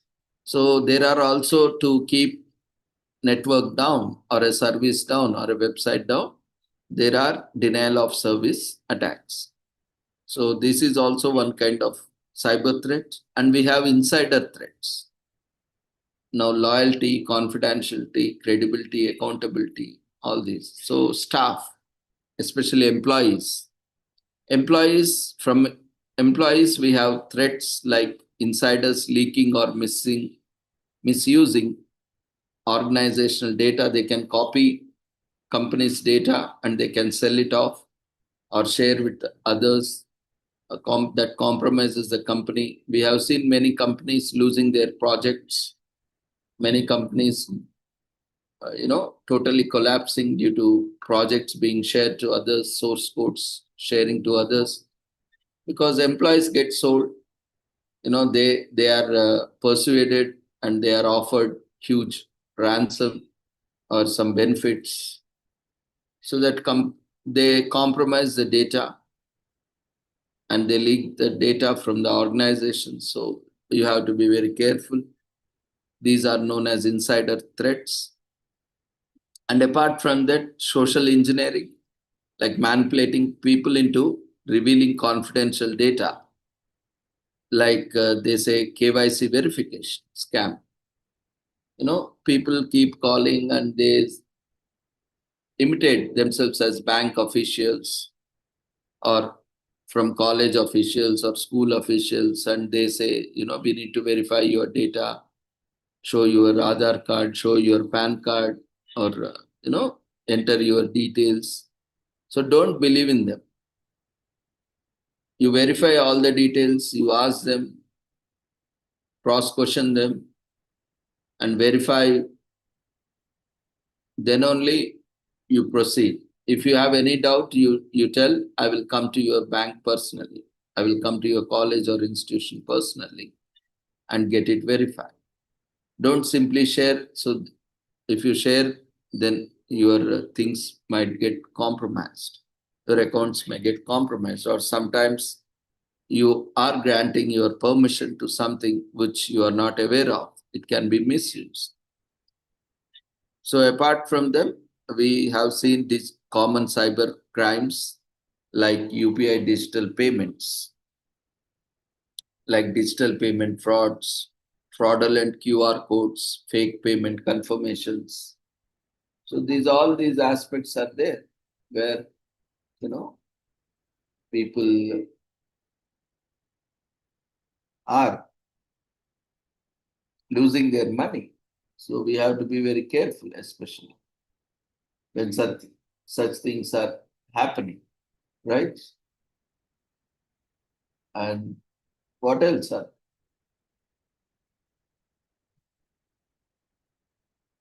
We have swim swap frauds. Criminals clone a mobile number to access OTPs. And we have now eSIMs also. So without your SIM, they can make calls, they can access messages, they can send messages. So these are also possible. And matrimonial and dating scams. So fake profiles trap victims emotionally and financially, and they are committing a lot of crimes, and trafficking is also happening. So make sure matrimonial websites nowadays we are seeing, alimony fraud is new trend where boys are trapping girls and vice versa, and they just get married and again in a very short time they apply for divorce, and they are taking the share of property, and they are again trapping someone, again marrying someone, and again applying for divorce, and again asking for alimony, and again. So this is easy business for certain women and girls, unfortunately. We have seen many cases like that, and even media is also reporting.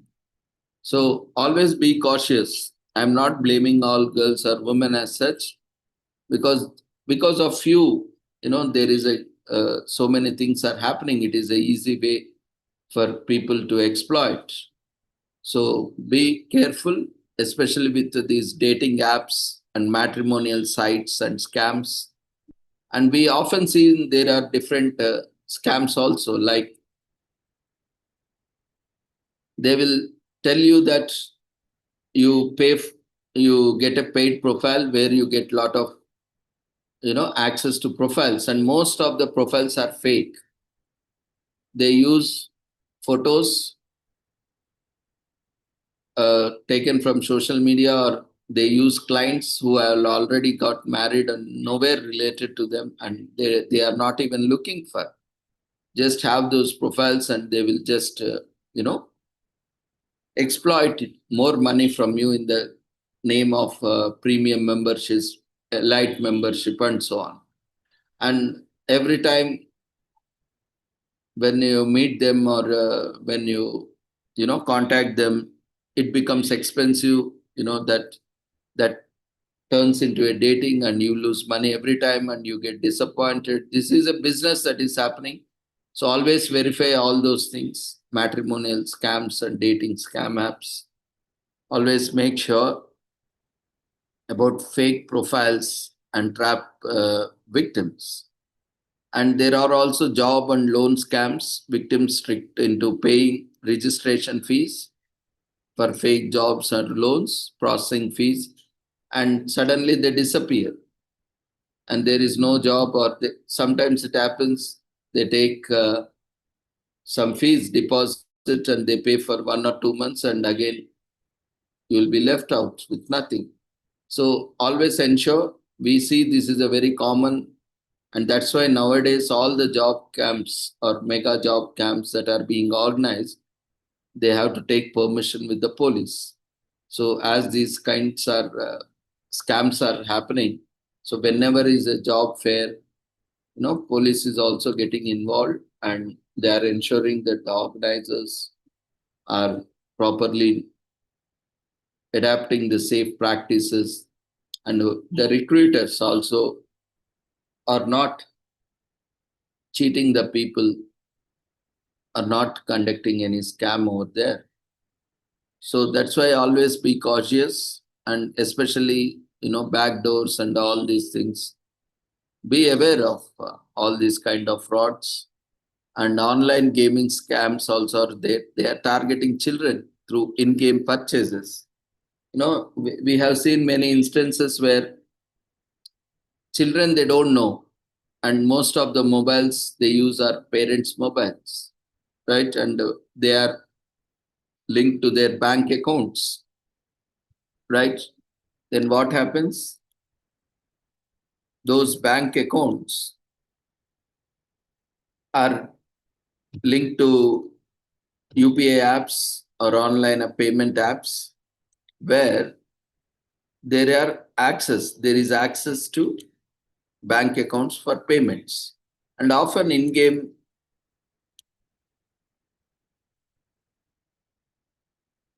features they ask you to buy. So children don't know, they want maybe they want extra life or extra armor or whatever there, depending on the game. What they will do, they will, to gain some more power or become fast, or play fast, or buy new vehicles or buy new gadgets within that game. So it's not real. Within that game, it will ask for payments as they are playing. You want to speed up, you want a new bike with high speed, high torque, and all that. They come. Children often they don't know, or sometimes they know, but they think that okay, this is one time we will make it, and at any time, we can win it. And again, this becomes a practice, and every time they keep losing money, and this becomes addiction. And we have seen many parents losing their money. And so always be conscious whenever you are giving mobiles to your children. Ensure that you are locking the app with passwords and so on, so that they do, whenever, even if they try to make a payment, you get alert, or they are not accessible to them. So in that way, you can prevent accidental, payments in the games. So apart from that, there are also various other aspects, and we need to look at these aspects. So these are quite common, but still many people are losing their money every day. Now we are saying common, now we are aware, and again we are losing.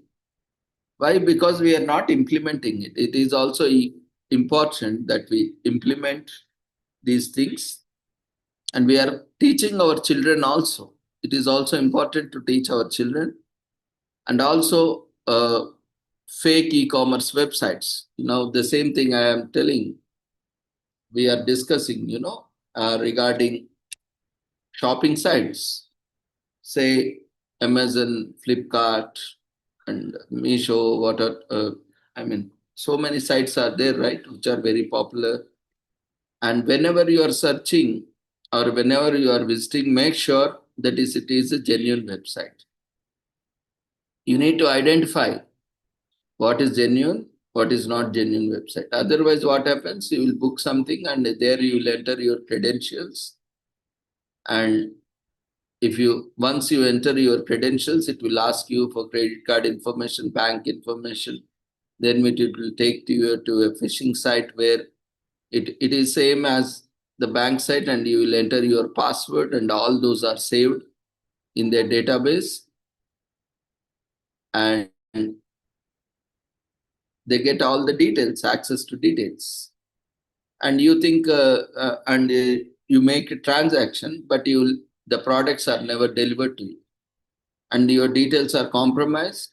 And again, there will be some message saying that the transaction has some issue, you need to again retry or confirm transaction by sending OTP, and in that way they will swipe all your funds from your account.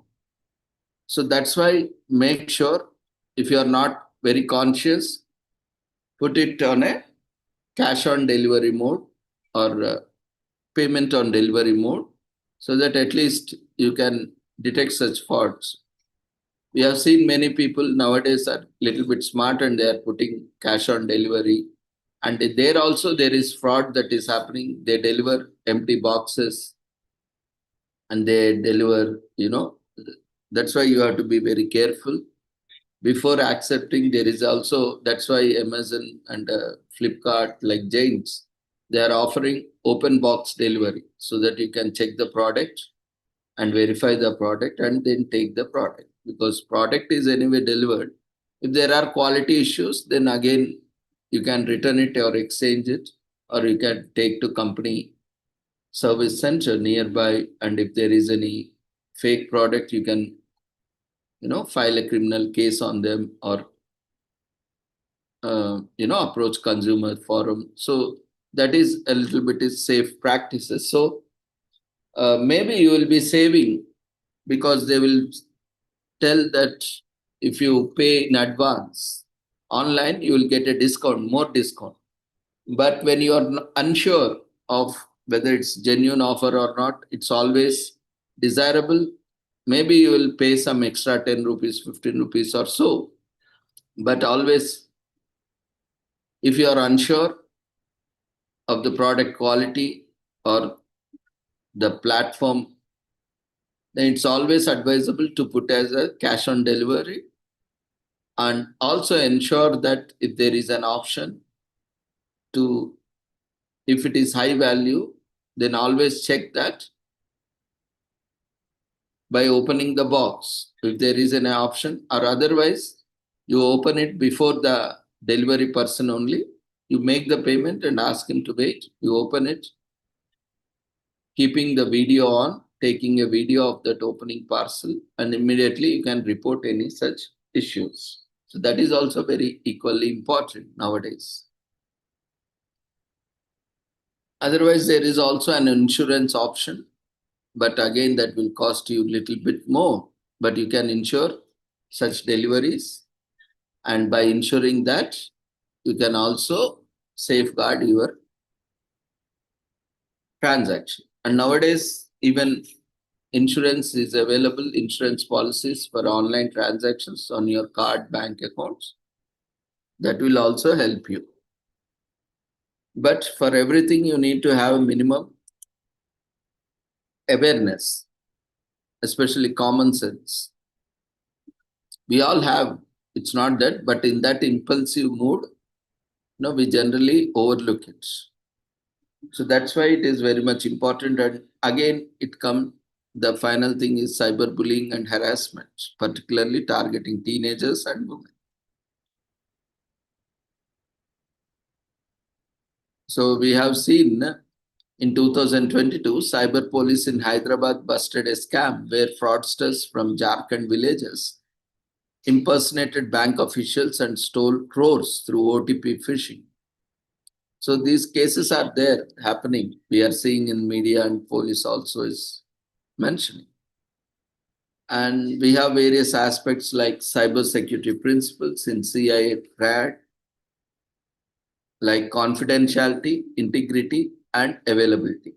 So ensuring information is accessible only to authorized individuals. That is, confidentiality has to be maintained. Integrity is protecting data from being altered or tampered with. Availability, ensuring systems and data are available when needed. So every security policy, technology, and practice is built around these three principles. And further, safe internet practices for individual security, where you need to use strong unique passwords, minimum 8 characters. That includes alphanumeric characters like numbers, small letters, capital letters, special symbols, all should be used in a combination to secure your accounts. So complex passwords are required to make it harder, and always keep a practice of changing passwords once in a while. So once every 3 months, 6 months, and make a note of it. We often end up putting passwords and forgetting them. So if you don't remember, write it somewhere, keep it safely. And avoid unique passwords. Sometimes we have the practice of putting one password for all the accounts. Again, if that password is compromised, then all accounts, they will be able to gain access. So don't do that. At least make small changes, you know, so that they are unique and also easily to guess. So you have, even if you are putting, I don't advise you to put same password. Even if you are putting some portion of password, try to add prefixes, infixes, suffixes, and add some special characters to identify that, that you remember, okay, this password is for this, with a complex combination so that it is difficult to crack. And also enable two-factor authentication. So even if someone gains access, knows your password, if you enable two-factor authentication, then it will be verified. Again, you might receive a notification in your device, or it may ask for confirmation by pressing or clicking or choosing or entering OTP. Then at least you are aware that someone is accessing it. If it is not you, you can immediately change your password or repeat or reject the transaction and report to the bank. Avoid clicking on suspicious links, as already Pradeep has mentioned. You need to verify whether it is an appropriate link or not. And always Google it before opening if you are very suspicious. And keep devices updated with security patches. Try to update your mobiles, laptops, systems, gadgets to the latest software available patch, and from official websites. Don't just download from any website, Google it and download it and patch it up. No manual patching, please, unless and until you are knowing what you are doing, or whether, unless you are an expert, don't do it manually. Always check with the default phone software for online updates and update it online. And also use official apps, websites for transactions, and report fraud immediately using helplines 1930 in India or cybercrime.gov.in. So with this, we shall end today's sessions. Hope everyone is aware of minimum things that we need to be practicing, and few things that we need to be conscious about. If there are any queries, we are happy to take it up. Otherwise, we can close it. So we are launching the feedback form. We request everyone to submit your feedback form and mark your attendance. It is mandatory, as I already mentioned. It is through your registration and feedback form we get data to prepare your certificates. So ensure all the details, don't leave anything. Fill all the details properly, correctly, and don't worry about them. We are not doing for all these things for name, fame, or anything. So all your data is safe only for the sake of certificates, because we have to maintain records, because that is where genuinity comes, right? We cannot write names and keep that so many lakhs of people are joining. That's why you don't see, other platforms like thousands and thousands, lakhs of certificates are given off like that. You see very few certificates and very few people, because our platform is genuine, whoever is only attending, and work, they are only getting the certificates. So we request everyone to quickly fill up the feedback form. It will be there for another 5 to 10 minutes. Don't hurry up. Don't leave all the fields empty. You fill it up. You are spending so much time, and it is equally important to submit the registration forms and feedback forms properly. Otherwise, if there is some inconsistency, invalid data, then you will not be getting certificate. At least, okay, you have gained knowledge, but if you need certificate and again tomorrow, you cannot do anything, because once the meeting gets closed, the forms also gets closed. There is no other way to again enter your data. So that's why ensure take your time. From now onwards, the feedback form is open. It will be open for another 10 minutes. That form is very short. Everyone carefully fill all the details. So thank you everyone for joining us. Every month we will have, from now onwards, every month we will have a session on online safety and cyber security. So keep joining us, and every day we have sessions going on.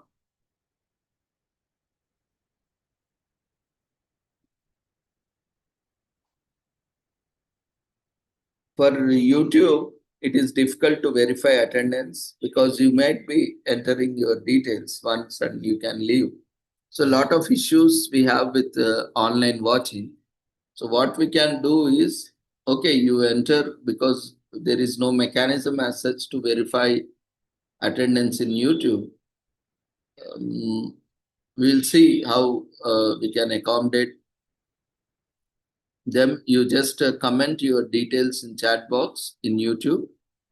We'll see, because see, generally what happens, if say 1,000 people, if say 100, let's take it, 100 people are commenting, when we see, say suppose it's 2 hour session, so 100 people if they have watched, then the watch hour should be 2 hours into 100, 200 hours. So we can generally take that, okay, 100 people have watched the entire session. But what is happening? There are other ways also, but again, that comes with the paid versions and all, lot of other things are there. So what is happening? Many people are filling it up, but we see, when we see the watch analytics of that particular session, it is not matching with that. So now how to identify? Now that is becoming difficult. We are not able to specifically track at a user level. Of course, we are able to have some, walk around or hack around, but still it's not that way around until we find some solution. But anyway, you keep watching.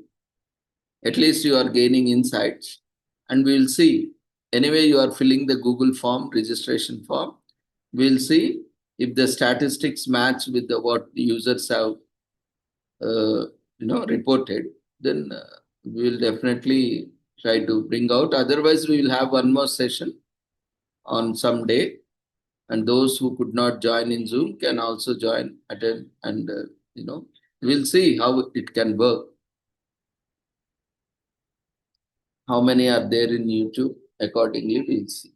Don't worry. Knowledge is more important. Certificate is just a piece of paper, but we will have some workaround. Don't worry.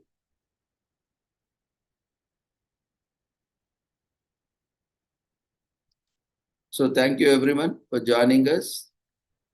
So the feedback form will be open for another 5 to 10 minutes. Don't worry. Don't be in a hurry.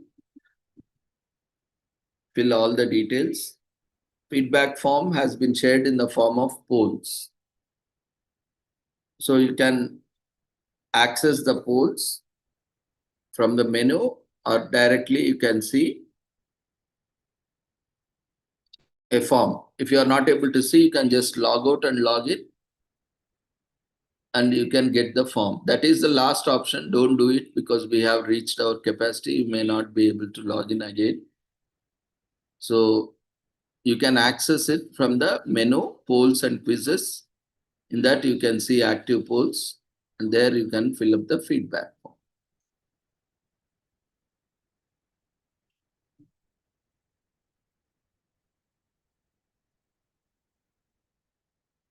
If you have any queries, you can use chat box.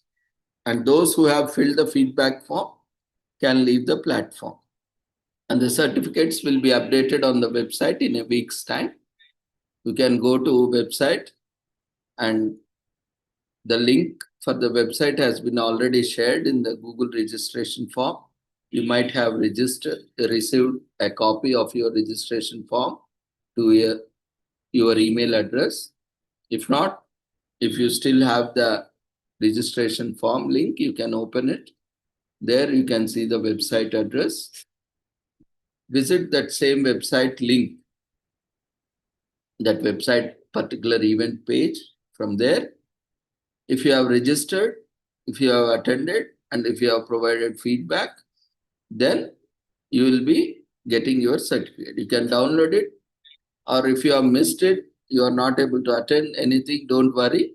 You just let us know. We will, if required, we will have one more session, or we will also have a recorded session. This entire session is recorded.